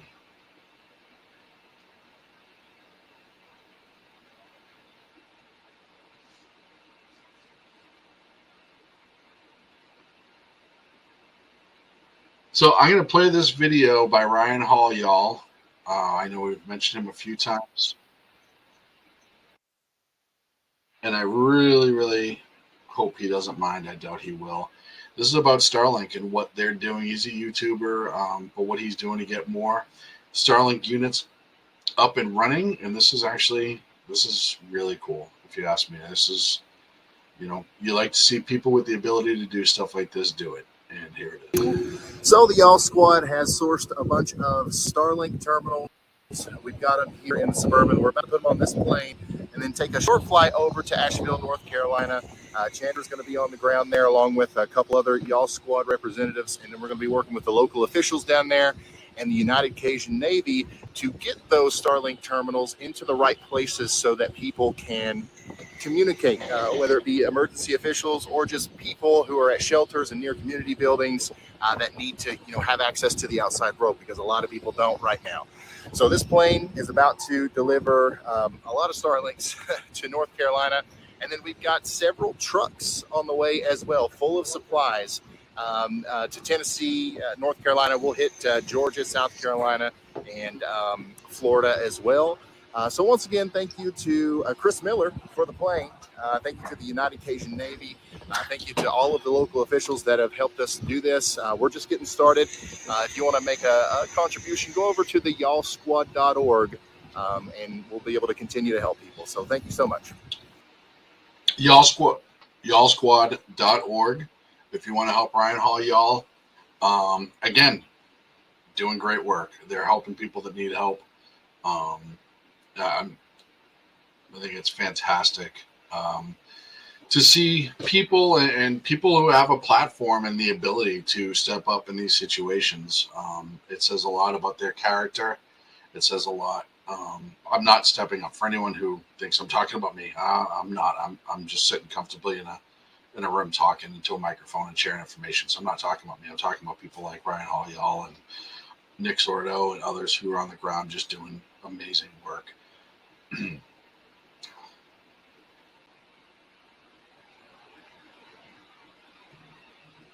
Let's see here. There's another post from the Hurricane Helene Safety. I don't know what the rest of that is. I wish I did. My daughter and her boyfriend and their 3 dogs are trapped in Chimney Rock, North Carolina. They were staying at an Airbnb on 322 Southside Drive. And the only bridge off the mountain has collapsed. The houses around them have been washed away. They don't have any power, and now both of their phones are totally dead. Last time I talked to them was Friday night at 6:45 p.m. I can't seem to get answers from the Red Cross. If anyone knows any information about them, please contact Tina Willis, and I'll spell the last name. I think it's Deschapemeister, Deschapemeister. Their names are Miranda Willis, and her boyfriend is Edward Molinari. And unfortunately, the picture is not scrolling up for me for some reason. Let me see if I can get that to actuate. I did retweet it.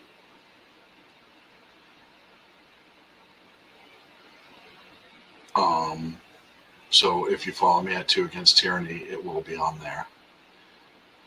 Sorry, I'm just trying to. When you hear me say and take long pauses, it's because I'm trying to get more and decent information to share out.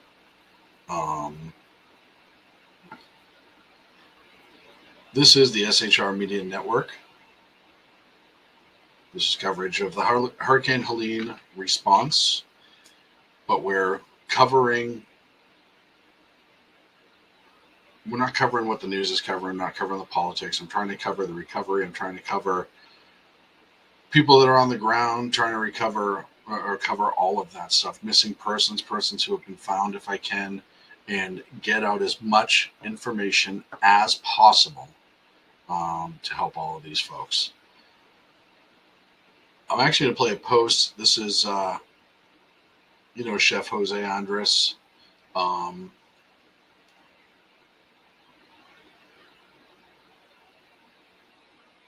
They're on the ground, and it looks like they're helping the crews from the National Guard, the Army, FEMA, and other places, and feeding them. And this is just kind of a cool video. I don't know. I think it's important for people to see what happens behind the scenes as well. So this is what's going on. For the people saying that it's no Army or no National Guard, take a look what's going on. I mean, this is a very big operation. This is very big, but actually the operation of Chinooks, helicopters of all types, big planes, DC-10, Army, National Guard, is really big. It's really impressive. So I know they are reaching a lot of communities because. So, and I think one of the posts that's out this, and he said earlier, the National Guard, for people that aren't saying it, I will touch on this for a second.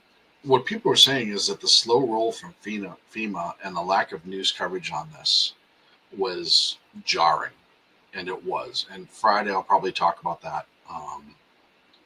But that's what he was referring to there.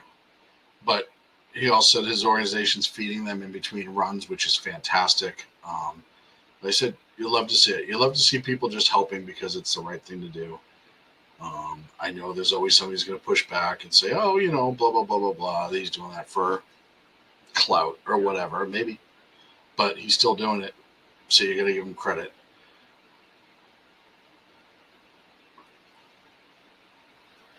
Let's see.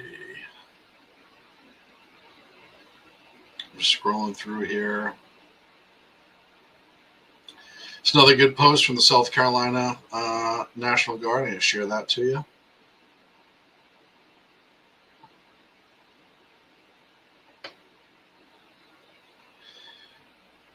It says soldiers assigned to the 1221st Engineering Clearance Company, the 122nd Engineer Battalion, the 117th Engineer Brigade, South Carolina Army National Guard from Graniteville conducted route clearance support of local agencies, North Augusta, South Carolina. Like I said, I think it's important to see this stuff. I think it's important for people to see the good people that are doing everything they can to help.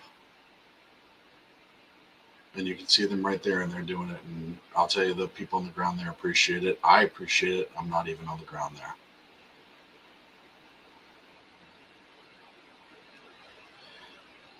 So I put up a post from none other than Sassafras 84. This is Teresa Mabe. She hasn't heard from her son, Christopher Austin. He's located in Asheville, North Carolina. If anyone sees or hears from, contact authority. His mom is very worried, as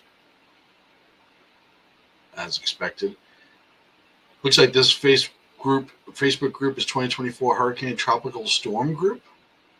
Her name is Teresa, Teresa, Mabe, Mabe. The son's name is Christopher Austin, Austin, and here's his photo. And his mom is looking for him, as many parents, siblings, loved ones, children are looking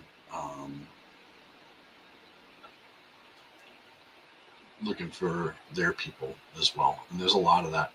If you go on X and you just go through, and I was going through it before I went on the air, if you go on X and see it,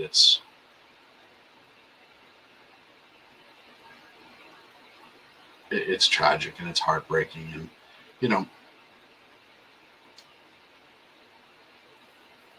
you can't blame them for being worried, and I'd be worried sick if it was my kiddos, so, or loved ones. Scrolling through right now.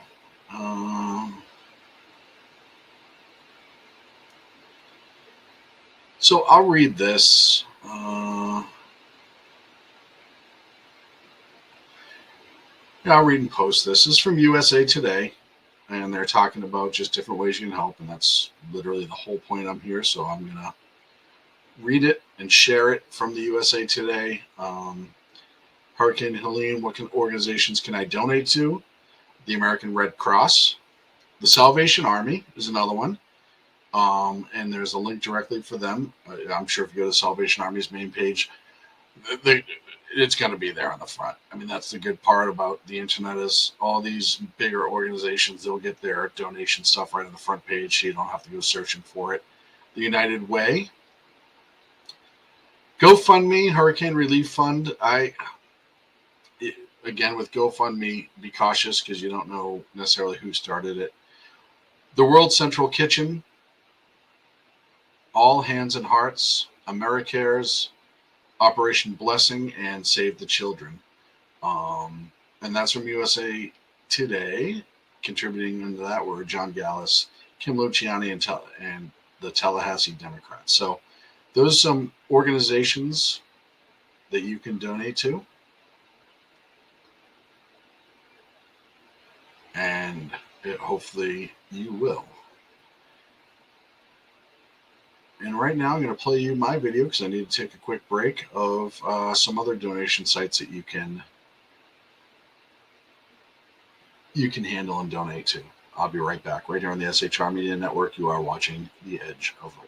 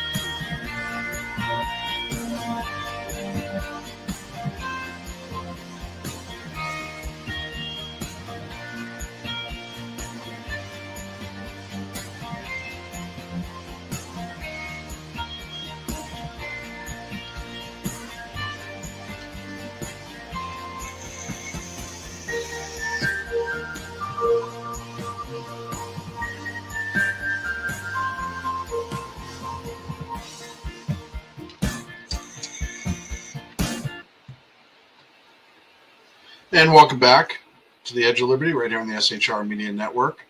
I am going to go back to sharing information of missing people and try to get all this out there as I can.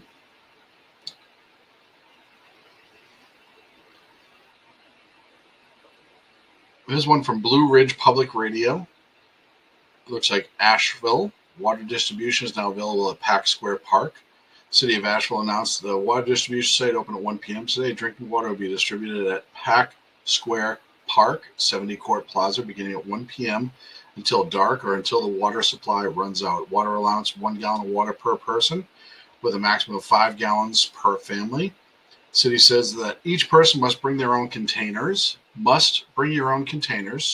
So make sure you have something that they can fill it up, as none will be provided. Distribution sites are walk-up only, and assistance available for those who cannot carry water back to their cars.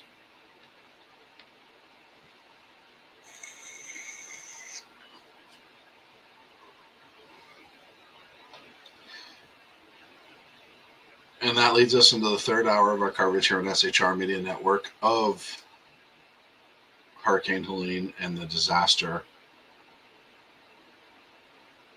that is taking place in North Carolina and eastern Tennessee and other places. It's not just there, but that's obviously the hardest hit. I'm going through CVET, CVETS, which is a veterinarian service. Whoop.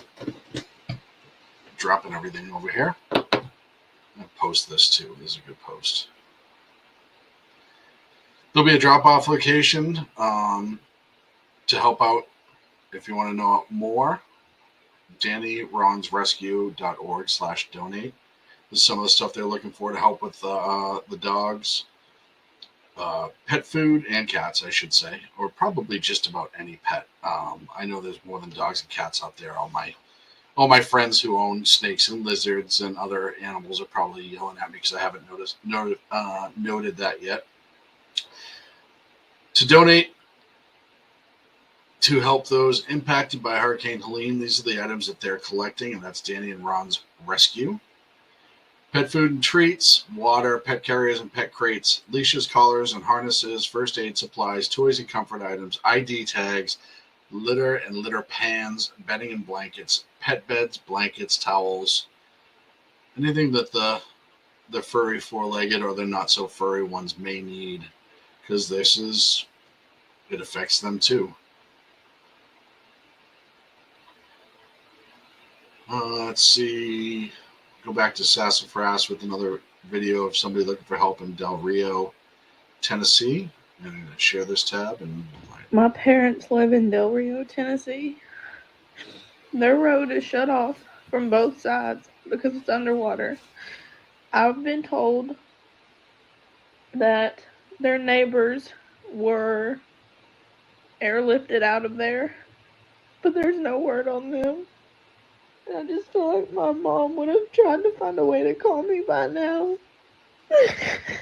So if you're from that area and you can please try to go check on them, I'll give you their address. I'll do anything. But I'm stranded in Georgia right now and I couldn't get to them if I wanted to. Somebody please help me.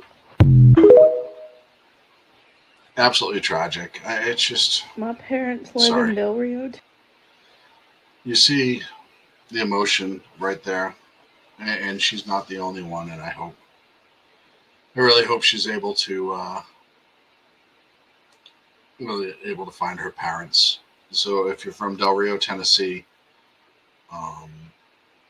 you go over to TikTok, and her name is Tatted Barbie 2, TATTED BARBIE 2. If you know anything, you can help out.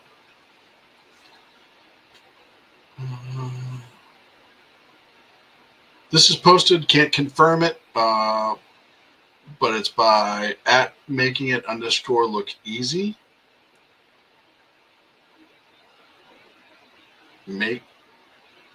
Making it @_look_easy. I'll add this here. Attention anyone in North Carolina and Eastern Tennessee. Cell phone carriers have unlocked their towers for any that are still standing. So no matter what phone service you have, you can use their towers. You just have to make sure you turn on your roaming feature in your phone. Turn on roaming feature in your phone. There are several Starlink stations as well. Heads up, if you have an iPhone, you can turn on satellite mode.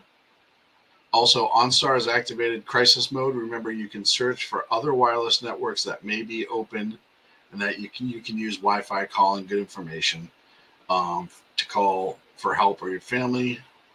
And that was shared, and it's definitely appreciated. So you got to do a little work, turn on your roaming, check your Wi-Fi, look for Starlink, but hopefully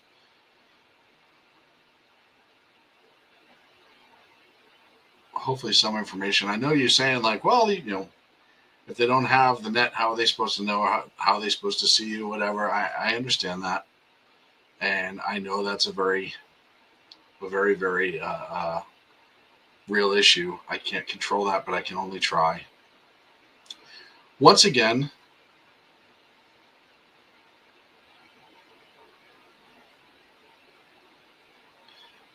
oh, there it is. Eastern Tennessee flooding emergency. If you need to report a missing person, you can call it the Tennessee Bureau of Investigations at 1-800-TBI-FIND. That's 1-800-TBI-FIND. I'll leave that up while I just scroll through.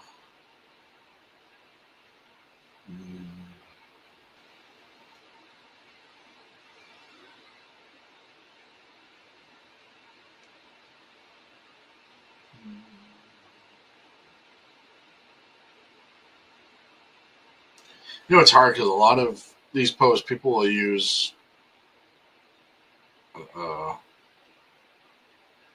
different slang to discuss what the group is, or they'll use an acronym or whatever, and I don't know what they are, and I want to share it, but I don't know how to share it with the acronym, and they won't put their full name or link. So I want to make sure what I'm sharing is at least semi-legitimate.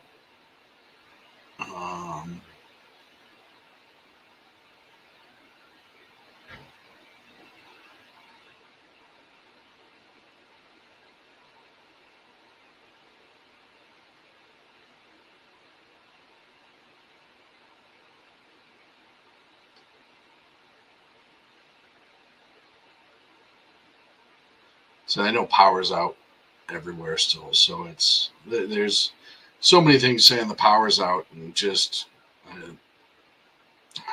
hate to say it, if you don't have power right now and you're in any of these locations, you're probably not going to get it back for a while. I know they're working hard at it, but that doesn't mean that it's going to come back anytime soon. The overwhelming destruction by this flooding incident and hurricane is just massive. It really is. And those linemen and line women are really good at what they do, but you can only go so fast, you know.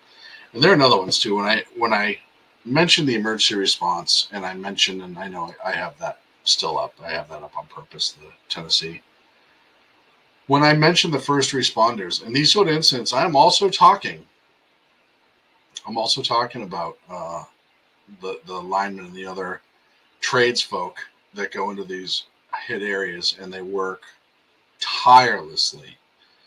There's no better word for it that I can think of right now, but just tirelessly to try to help people get recovered and get power back on, get the water running, get the gas flowing.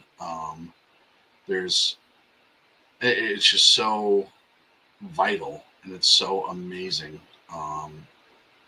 that these folks, and look, they'll be away weeks, months, whatever, recover. So, you know, it is them also giving up so much themselves to help people that they don't know. And I'll tell you, electricity, water, all that stuff, it is important. Because the more that people can get themselves back to normal, the more there's gas, the more there's running water, the more that there's heat, the more that there's self-service, all of that stuff means that those crews can move on to the next affected area, and that's the start of recovery. It just is. So, you know, you have these engineers coming in from the military and public works departments and FEMA and everybody else, and volunteers who are going out and clearing these roads and trying to rebuild roads and do all that stuff. And, you know, areas where the roads and bridges are gone. I mean, there's so many videos out there of the roads and the bridges just being washed away. It's incredible. And they have to find a way to make all of that passable. You have the same nonprofits, military nonprofit groups, other groups who do airlifting all of these supplies in and people out.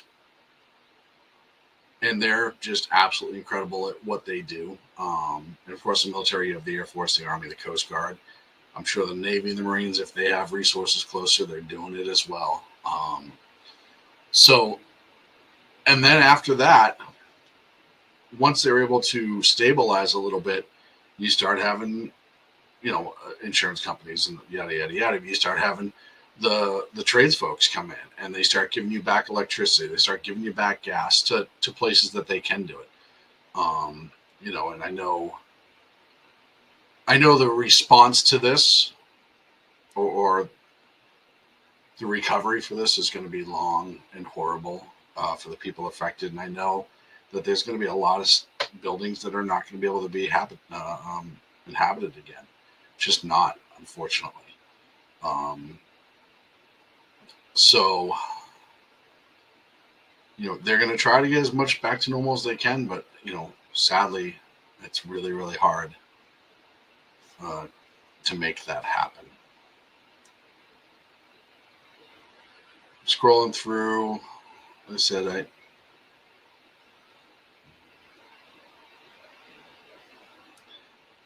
another good post by TEMA, Tennessee Emergency Management. Bring that into the stream here. Supplies at the receiving center in Unicoi County, I hope I said that right, are being organized and moved to distribution sites established by county officials. Through resource request coordination organizations and generous community members, supplies are available for Tennesseans in need. And again, I showed the link earlier. It's tennessee.gov/TEMA. Right here, as we talked about earlier, on how you can donate. But it's good to finally see resources really starting to roll into the area. And things are starting to happen slowly, but they have started to. I said I'm trying to find.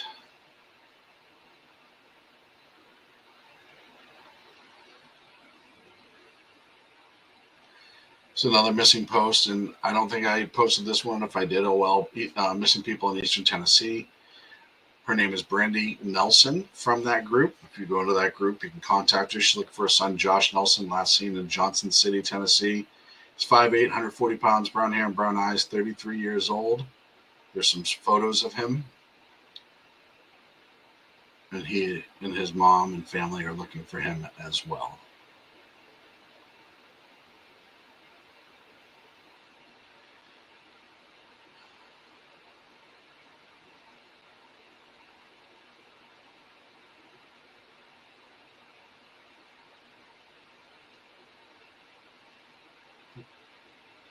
Let's see here. I know I covered Julie earlier, but Julie LaRoe in the Hurricane Helene Safety Group, Montana Avery's the poster. It's his friend's sister missing near in Marion, North Carolina. Her name is Julie LaRoe. If you have any information, please contact Montana Avery in that group.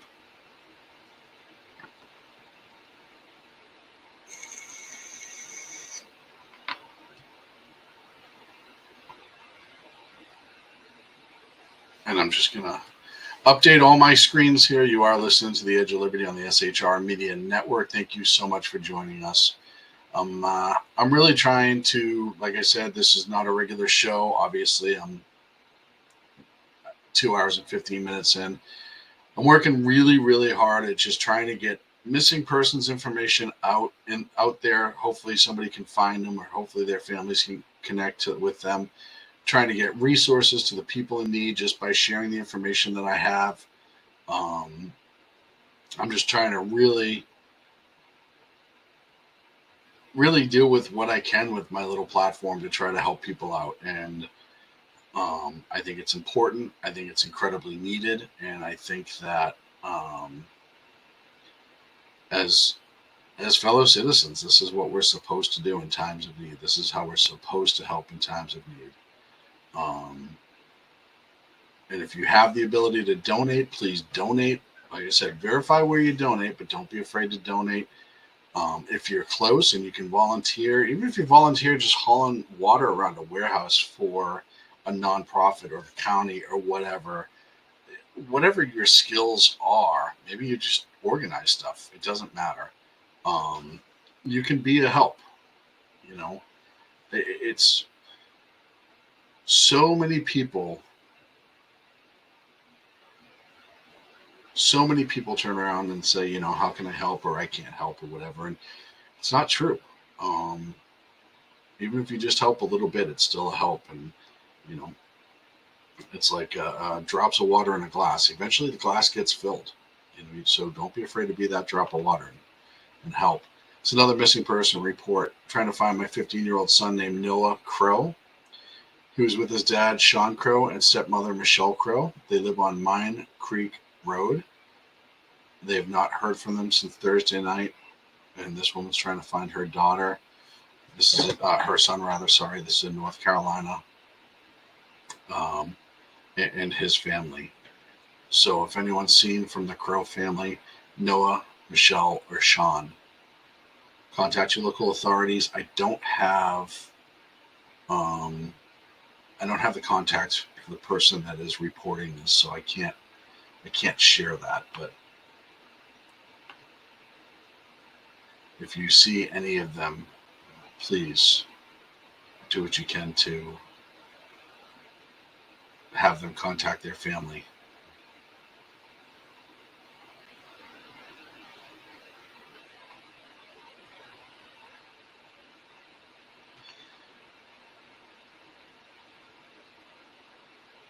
And if you're not in the area, and I'm going to post this because I think this is, I talked about this a little early on.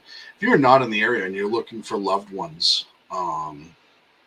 in the region, the American Red Cross can help with you with their reunification teams. And if you contact your local American Red Cross, I'm sure they'll put you in touch with the National Red Cross. And if not, you can go to redcross.org, I believe is their website. And you know, that's one of the things that the Red Cross does during times like this. They try to put families back together again and in touch with each other, and you know, bring some sort of closure. So the amount of tragedy that's going on in this area right now is just really, really out of this world. And any little bit that you can do to put it back together, or the American Red Cross does to put it back together, it is much needed and much appreciated. Another post from Mercury One. Asheville, North Carolina, we're on our way. All of this is yours. We're humbled to get these resources from families who have been two families without food and water for days. Thank you, Rep. Corey Mills. It's Corey Mills. And Moms for Liberty for making it happen, or for making it possible. Thank you for giving.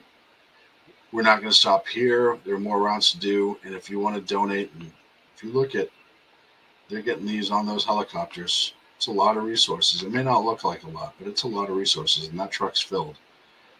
And they're getting up and getting ready to go. And there's food, water, Gatorade. I mean, it's just, you'll love to see it. You'll love to see people doing the right thing.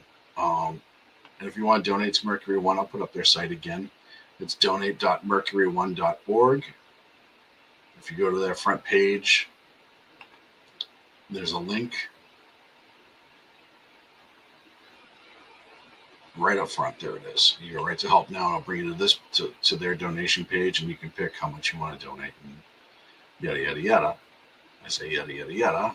Oh, I did not share the donation page. Let's do that again. So if you go to mercury1.org, you get the main page that loads in. Actually, it's a good sign that their webpage is a little slow. But you'll get a pop-up right off the front that says donate. I got it as soon as I wanted to donate to Hurricane Helene.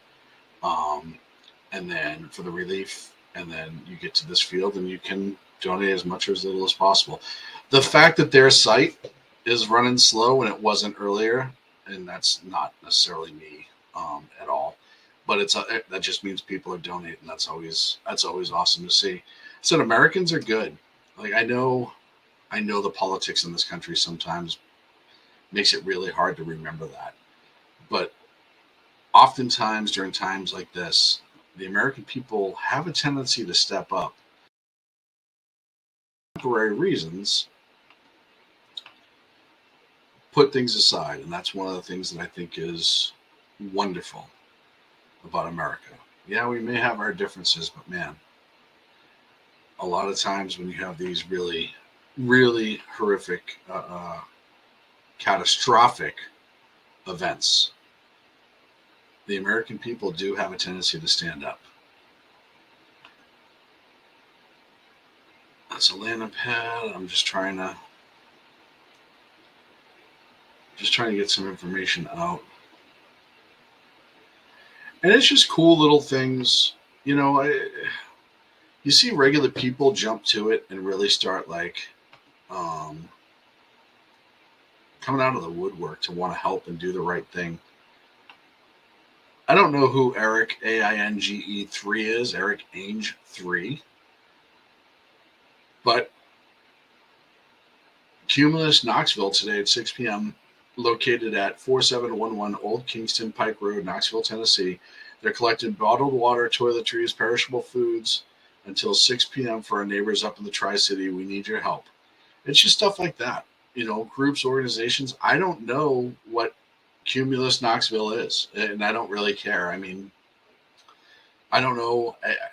It could be an ambulance company. It could be a computer company. I don't know. But what I do know is that they're organizing to get stuff to go help people in need.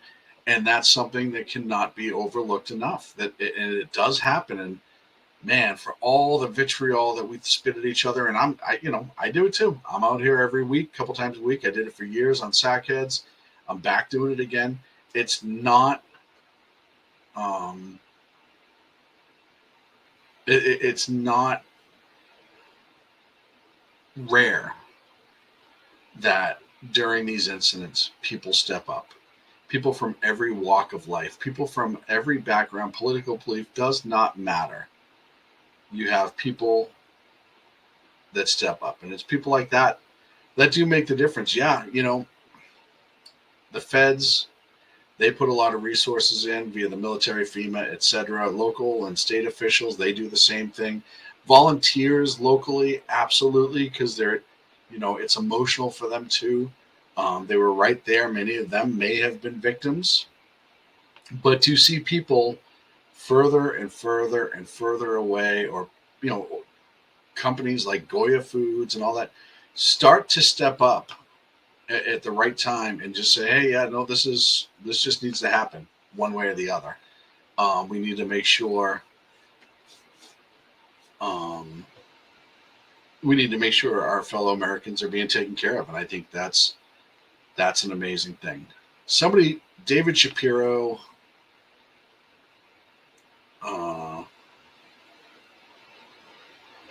posted this on his Twitter. I don't know who David Shapiro is, but one of the things that I love about this, and I am going to kill the music because I know I already listened to it for a brief second, and I know it's copyrighted music. Don't need that, but the video he put up is that hillbillies can survive anything, and I'm gonna let you enjoy this for a second of just regular people doing what it takes.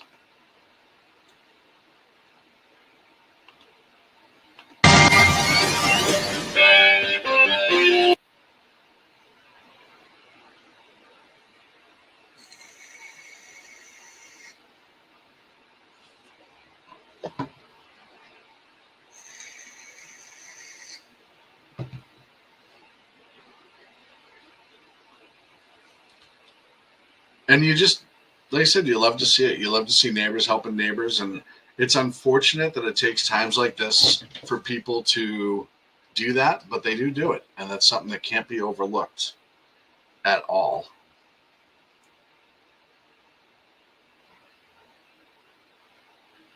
I'm just scrolling through to see if there's any updates for donations. I'm not seeing any.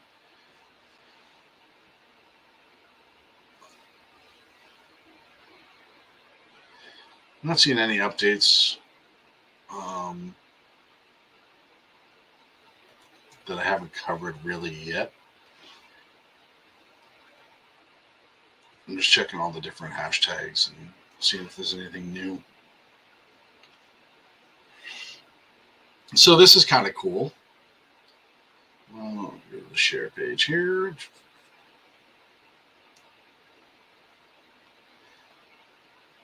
This is up over Asheville, and they cleared the airspace, so that's why there's not. I know they cleared the airspace about Asheville to get help in and out. But if you look at all the different icons that are coming to and from, those are the ones who are authorized, and Asheville's right there in the middle. Those are the ones who are authorized to be there. That means they're bringing help. So I just think that's, again, it shows you the spirit of the American people. It shows you how awesome the American people can be and are when our fellow citizens are in harm's way. Coming up on the bottom of the hour. At the bottom of the hour, I will take a quick break. I will probably play my regular 2-minute commercial. I apologize, but it's a network-only commercial. I'm not pushing anything for anybody else other than the network. I actually was supposed to start a few different little promos that I'll wait till Friday and start them out as well. But I will need to take that break, and I will kind of reset here for a minute. I need to get more water. I actually went through. I filled my giant cup up, and I filled my thermos up because I knew I was going to be here for a while, and I went through both of them already. I get so dry mouth when I'm talking this much on the air. And then I'm going to go through and I go see if there's any updates. If there's no updates by the top of the hour, nothing that I haven't said a few times already, and I know I'm saying it a few times, then I'll probably stop the stream. I'm not a news person as far as breaking news or anything like that. That's not my gig here. This is totally out of my realm. I'm trying the best I can. I'm sure that I have put a few people to sleep, and I apologize for that. But yeah, this is just, I'm doing what I can with what I have. So if you have any updated resources before I go into the break, anywhere that I may have missed, anything that I may have missed, do me a favor. You shoot me in the live chat on Facebook and YouTube. I believe the Twitch live chat works. I always forget to push Twitch. I'm sorry. If you're watching me through X at the number 2 against tyranny, you can shoot me a direct message. You can comment on one of my posts, or just tag me in it. Let's see here. It's always so weird when it tells you.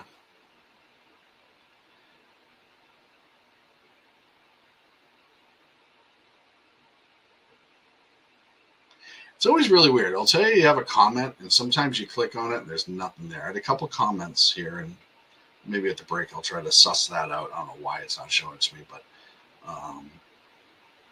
I just, if you have any more places that we can donate and help and all that other stuff, that's what I'm trying to get out. So I'm going to take this break. Like I said, top of the hour, unless I get anything big and difference to share out, I'll probably end the stream. If you want to be heard, like I said, you can also text me 916-668-0875. 680875. You're listening to The Edge of Liberty. You're watching The Edge of Liberty right here on the SHR Media Network. Back. Conservative media done right. You're listening to the SHR Media Network.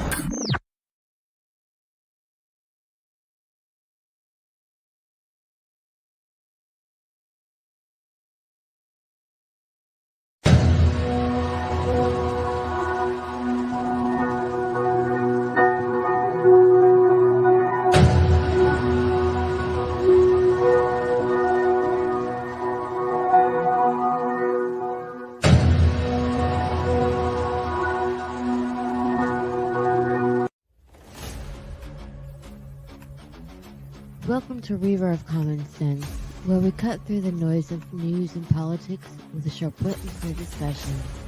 Tune in every Monday and Friday at 9 p.m. Eastern Standard Time for a refreshing dose of reality as we fearlessly tackle the tough topics with no nonsense, just pure common sense. Visit shrmedia.com to discover where you can catch River of Common Sense in action. He's here to amplify your inner logic. He may not always be polite. He may not always be refined. But one thing's for sure, he always tells it like it is.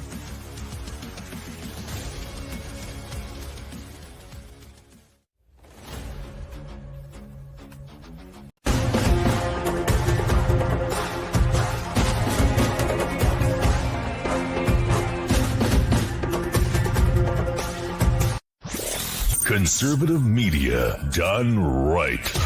You're listening to the SHR Media Network.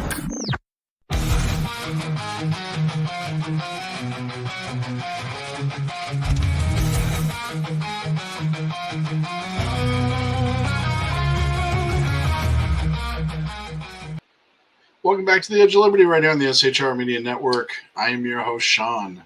Thank you so much for being with us the last 2 hours. If you want to chat with me, the chat room is open, Facebook, Twitch, and YouTube. And also I'm at 2 Against Tyranny. I do have my live show on X. You can chat with me through the live show. I was able to pull out those comments, and my friend Wendy at WBVT_98FM, Wendy X, sent me two updates.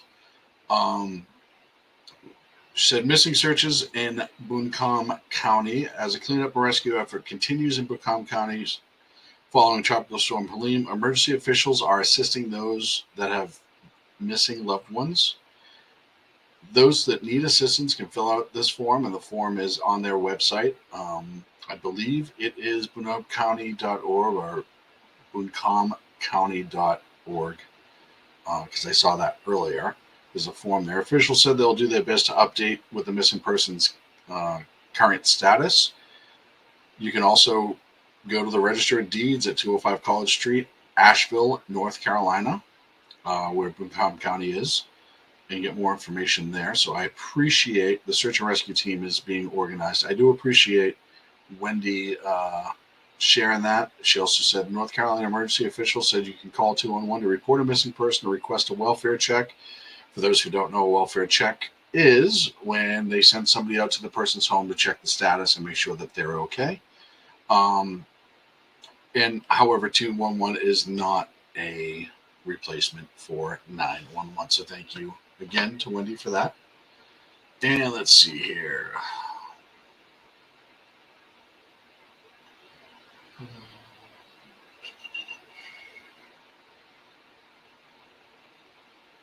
I'm not seeing a lot of updated information so far. I mean, the good part is, honestly, once everything kind of gets established, none of the contact points will change.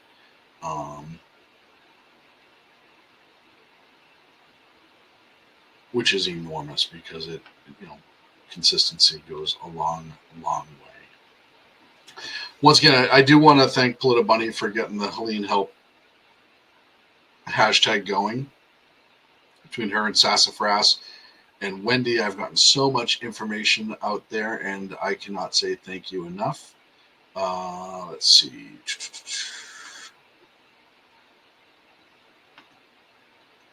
According to at Caroline Nalala, common spelling, on X, that's the X handle, Doubletree Hilton downtown in Asheville at 199 Haywood has a Starlink going. SSID is Sortor Starlink.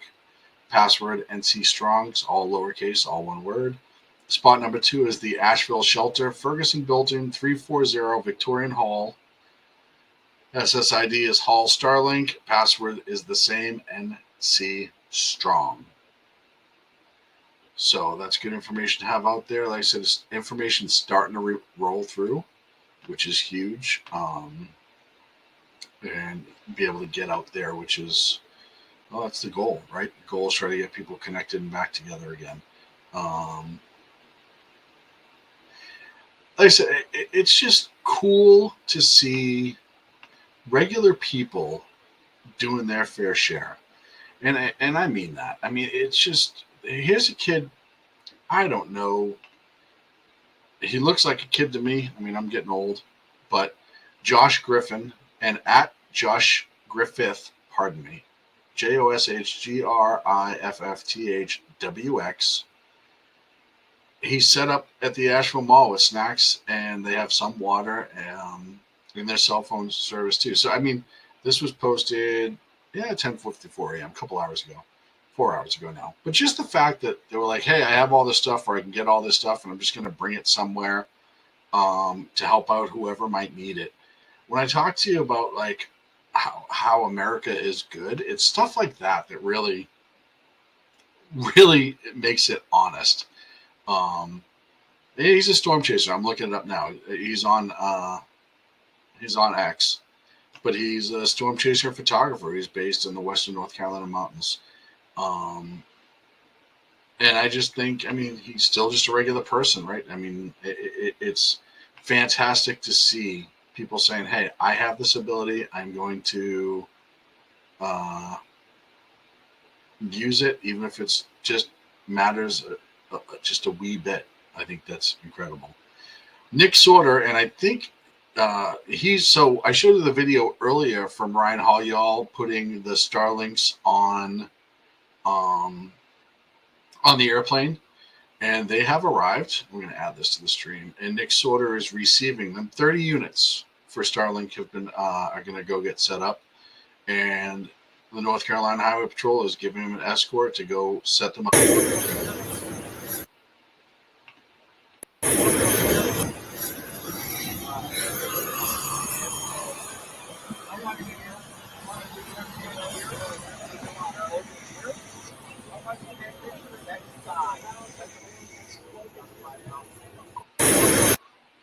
And that's just cool. It's from Nick Sorter, and here they are, letting everyone see them. But I always...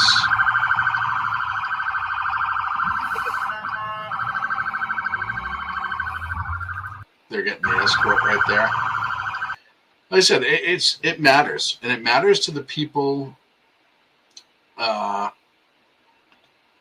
It matters to the people who need the help, who need the assistance, and maybe it is just the internet to you and I, but right now is it's more than that to them. It's the ability to reach out to loved ones, the ability to maybe have a better idea of what's going on. The other thing too is when you're trapped in an information vacuum and you don't have a lot of contact with what's going on outside, you don't know what the situation is per se. So it's just really good to see that. It's really good to see just regular folks really stepping up and helping out. Yeah, I know Nick Sorter has he's got a pretty decent sized platform, right? But he still didn't have to do it, but he did, and that's something that should be, looked at in the right way, in the positive light. Let's see. So this is a new one under the hashtag Helene Help. This is another missing person posted in Missing People of Eastern Tennessee or East Tennessee. It was posted by Amanda Dorville, Dorvill. She's looking for her friend Susan, Kristen Kiki, on behalf of her friend Susan, excuse me. The person they're looking for is Kristen Kiki Goodwin. She's 41 years old, 5'5", brown hair, brown eyes, and lives in Weaverville, North Carolina. She works for an organization called Blue Ridge Elder Services. She's been missing, has not been heard from since Thursday, the 26th. She lives in an isolated part of Weaverville off of State Road 70s on Oak Ridge Road, and they're very worried about her. If anyone has information about Kiki, please feel free to PM her directly on Facebook, Amanda Dorville, inside the group Missing People in East Tennessee. And we really hope that they're able to find her. And I said, this is just tragedy. It is. It's just pure tragedy. I've mentioned what felt like hundreds of missing people today. I know it wasn't that many that I've mentioned, but there are absolutely that many missing. And I'm only getting a small percentage of them, and it's just incredible. Let's see. Just did that one. If you're in Black Mountain, North Carolina, I don't know where it is. The person didn't post it. But what somebody put up this white, it looks like the back of a tarp, but it's white. And there's some markers there. And I'll tell you, I mean, it's just an old school way to say, hey, I'm safe. And it says, hello, my name is, and I am safe. And it's done by alphabetical order. And that's in Black Mountain. So if you don't have cell signal or internet and you're in the Black Mountain area and you're wondering about people, maybe loved ones who live locally or friends or whatever, you can go. I don't know where this is. Evan Fisher, I think he's another Weather Channel, at eFisherWX posted this. And it's in Black Mountain. So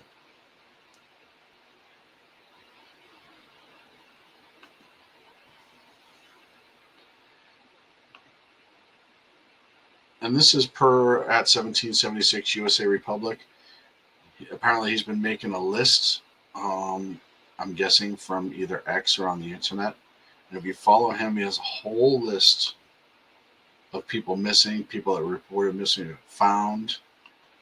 I'm actually going to follow him and bookmark this. Because what I may do is tomorrow I may do a special and come on and just follow up with some of the stuff that we did today and talked about. And I'll get about 17 more minutes here this afternoon. And he's got it alphabetized. He's following up with who's missing, who's found. He's got ongoing. Look at this list.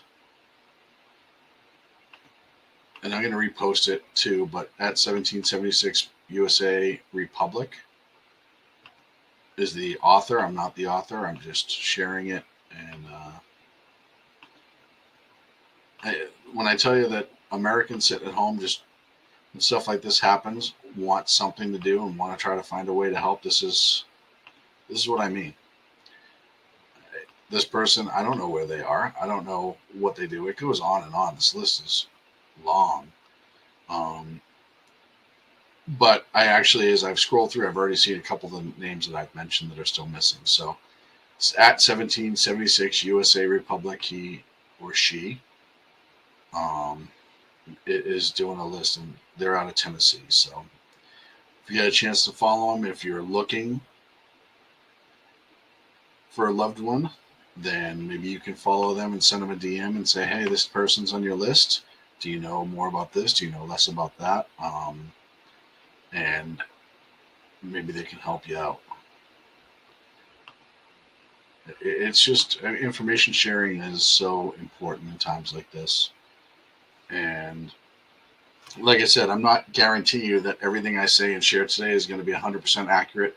There's no way for me to vet all of that. I'm just trying to put out what's out there in the public sphere and hopefully maybe reconnect people because they deserve that. Absolutely, people deserve that. Let's see.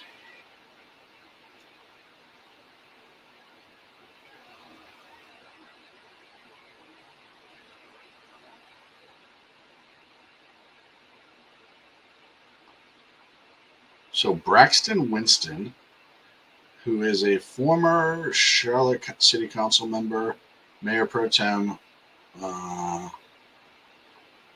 going to share this because if you're in that area,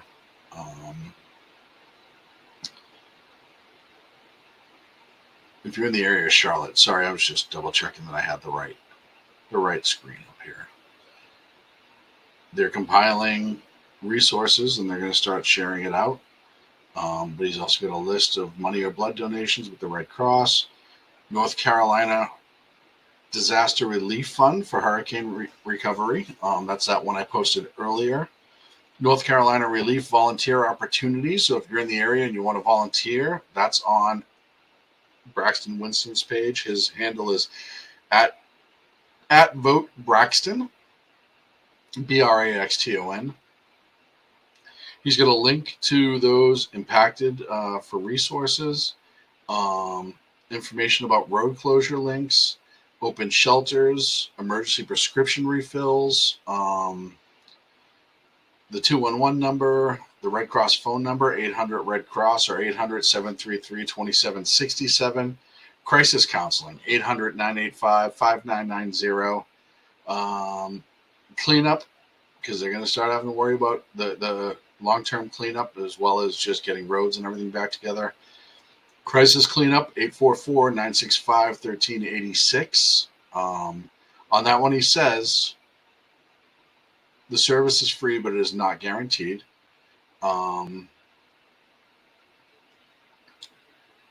There's a supply drive going on. There's numerous supply drives in Charlotte. I'm sure if you contact him, these are the links that, these are the important ones. These are what get people back together. He's got wish lists. So if you go to Braxton Winston at Vote Braxton on X and you want to help, there's a ton of resources there on how to help. That's a really, really, really good one. I'm actually I'll retweet his primary link because I think there's a lot of great resources for people in there as well. Let's see.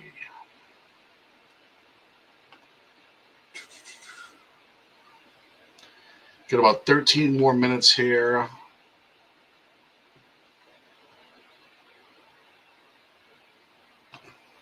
I hate when you hit the wrong button. I'm telling you. And it seems like every time, I'm like, oh, I got to jump over to this really quick. Is when I absolutely just gank and hit the wrong button. Just pull it too far to the left, so to speak.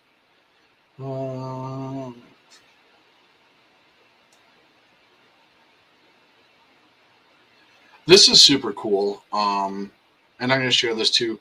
Franklin Graham posted this in Linville, North Carolina, that suffered a huge blow from Helene. At Samaritan's Purse has been asked to expand our emergency oxygen unit at the local hospital to a 2-ward emergency field service hospital as an ER to bring in more people. And I'm going to play this video. It's about 30 seconds. And again, this is just people doing the right thing. Organizations doing the right thing. And this definitely is a good thing to see.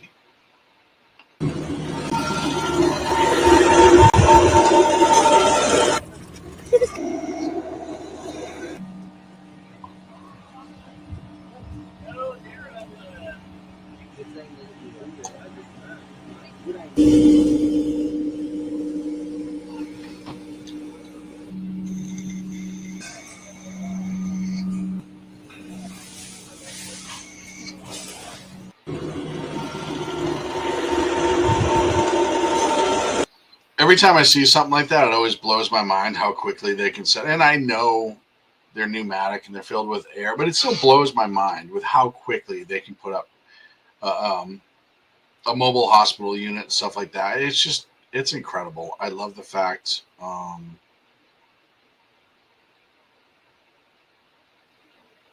love the fact that you can find that so easily and that people really step up and do what is just the right thing. And I know it's a big organization. That's not the point. The point is they're doing it. Another missing persons report. This is Richard and Linda K. And they were last seen. There's not much information at their home in Burnsville, North Carolina. And people are looking for them. Richard and Linda K. from Burnsville, North Carolina.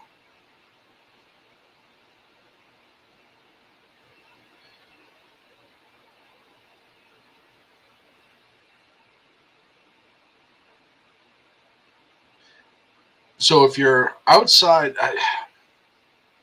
it really is going to depend on where you are. It used to be when I took missing person reports back in the day, we were only allowed to take missing person reports from where the person was missing.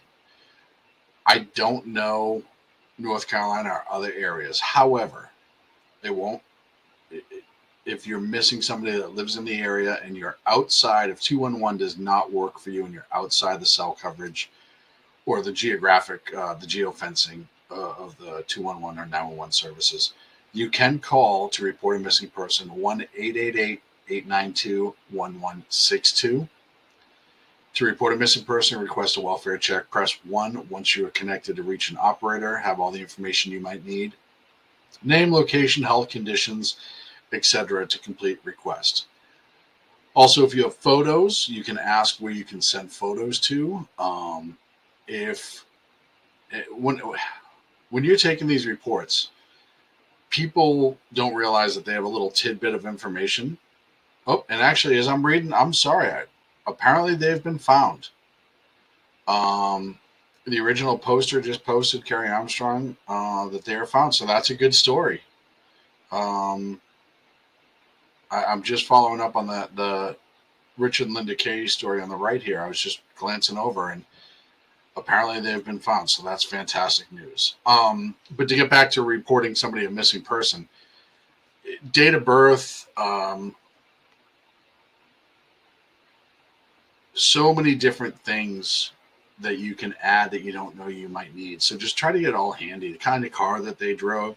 A lot of people, cars aren't necessarily registered to them, and I know that's happened a bunch of times where like it's still registered to a friend or a parent or a cousin or something. So when law enforcement goes to do a reverse in the system and they're looking for a vehicle attached to that person, if it's not registered to them, they may not find them. If it's mom's car and they just borrow it long term, but that's their car to drive, everyone knows they drive that car, but they've never had any contact in that vehicle while they're in that vehicle with law enforcement, they'll have no way to cross-reference that. So if you know they drive a vehicle and it belongs to somebody else, make sure you put that in and say who the person is they belong to. Nobody's going to get in trouble. It's not what they're doing. It's so they can, because that person may be sleeping in that vehicle at the Asheville Mall, right? And they're okay. They just don't have any way to communicate or whatever. So stuff like that is important. If things stick out about a person that you're going to report missing, or little extra information they have, like, oh, well, we haven't heard from them since Tuesday, but I know every weekend they like to go to the coast, or they like to go wherever. That helps too, because then they can say, well, maybe they're not there. Maybe they did get out before the hurricane, or they have a girlfriend 4 miles away, or a boyfriend 50 miles away. All that information does help, because again, people don't assume anyone's looking for them in times of trauma. Sometimes not at all, right? Sometimes people are like, oh, why would they be looking for me? But so all of that stuff is helpful information. It starts building a profile in the case. And the other things, and this is morbid, but this is also jewelry. If they have, a missing tooth, maybe they're missing a limb, stuff like that is all important stuff to share when you're filing a missing person report. Because if maybe they're laying in a hospital and they're not conscious, but the ID matches, hey, no, he's got this ring on his left hand, he's missing the 2 teeth on the left side of his mouth, and he's missing 2 fingers. This could be our person. Even though that person's not conscious, they can now start contacting family. So any information like that is pertinent in these missing person investigations, because there will be times after a mass casualty incident. I mean, there's definitely been times where people lay in a hospital bed with no ID, maybe, floods. I know it's happened, but in other places it's happened. People get caught without clothes on, or they don't have their wallet in their pocket, or they don't have their cell phone, and they're unconscious in a hospital, or maybe in a coma, or whatever. And there's no way of identifying who that person is. They're just in a hospital bed as a John or Jane Doe. So any of that information that you can add to say, hey, I know X, Y, and Z. I know he has this or she has that, and this is missing, or that's there, or maybe they have an extra this or whatever. Make sure you share that. Information like that is key. It is vital. Investigators need that to make connections. And you'd be surprised how many times a little tidbit of information in missing persons and criminal investigations turn out to be the most important part of that investigation, because it links that person, it finds that person, it identifies that person. So if you are missing somebody in Eastern Tennessee, Western North Carolina, in North Carolina. Again, I put out the Tennessee number 2. I'll put it out again in a second, but 888-892-1162. That's for North Carolina.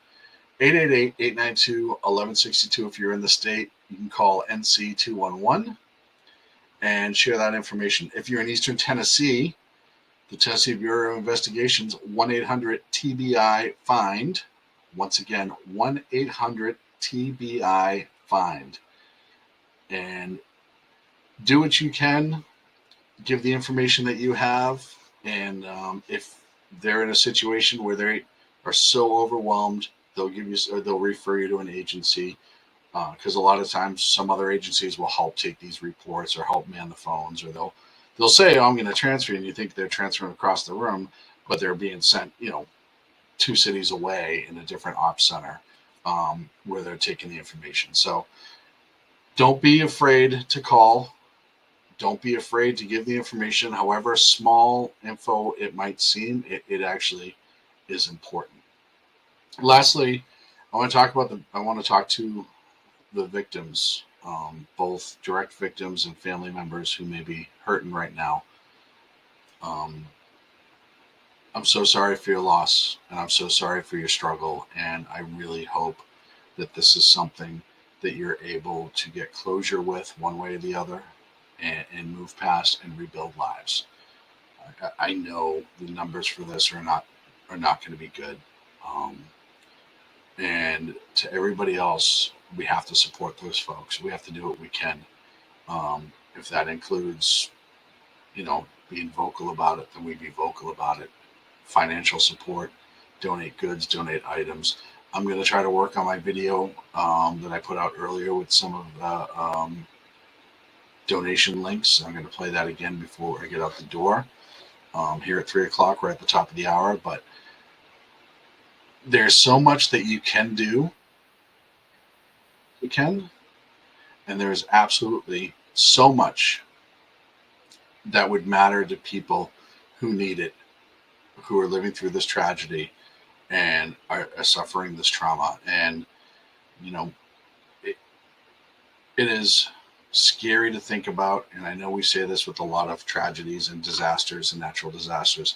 It is scary to think that wall of water would be rushing down at you, and what that would do to change your life, both in the moment and long term, and the lives of people that know and love you, and vice versa. And think about that. Whether you're wondering what you can do to help, find a way. Try to find a way to help, no matter what.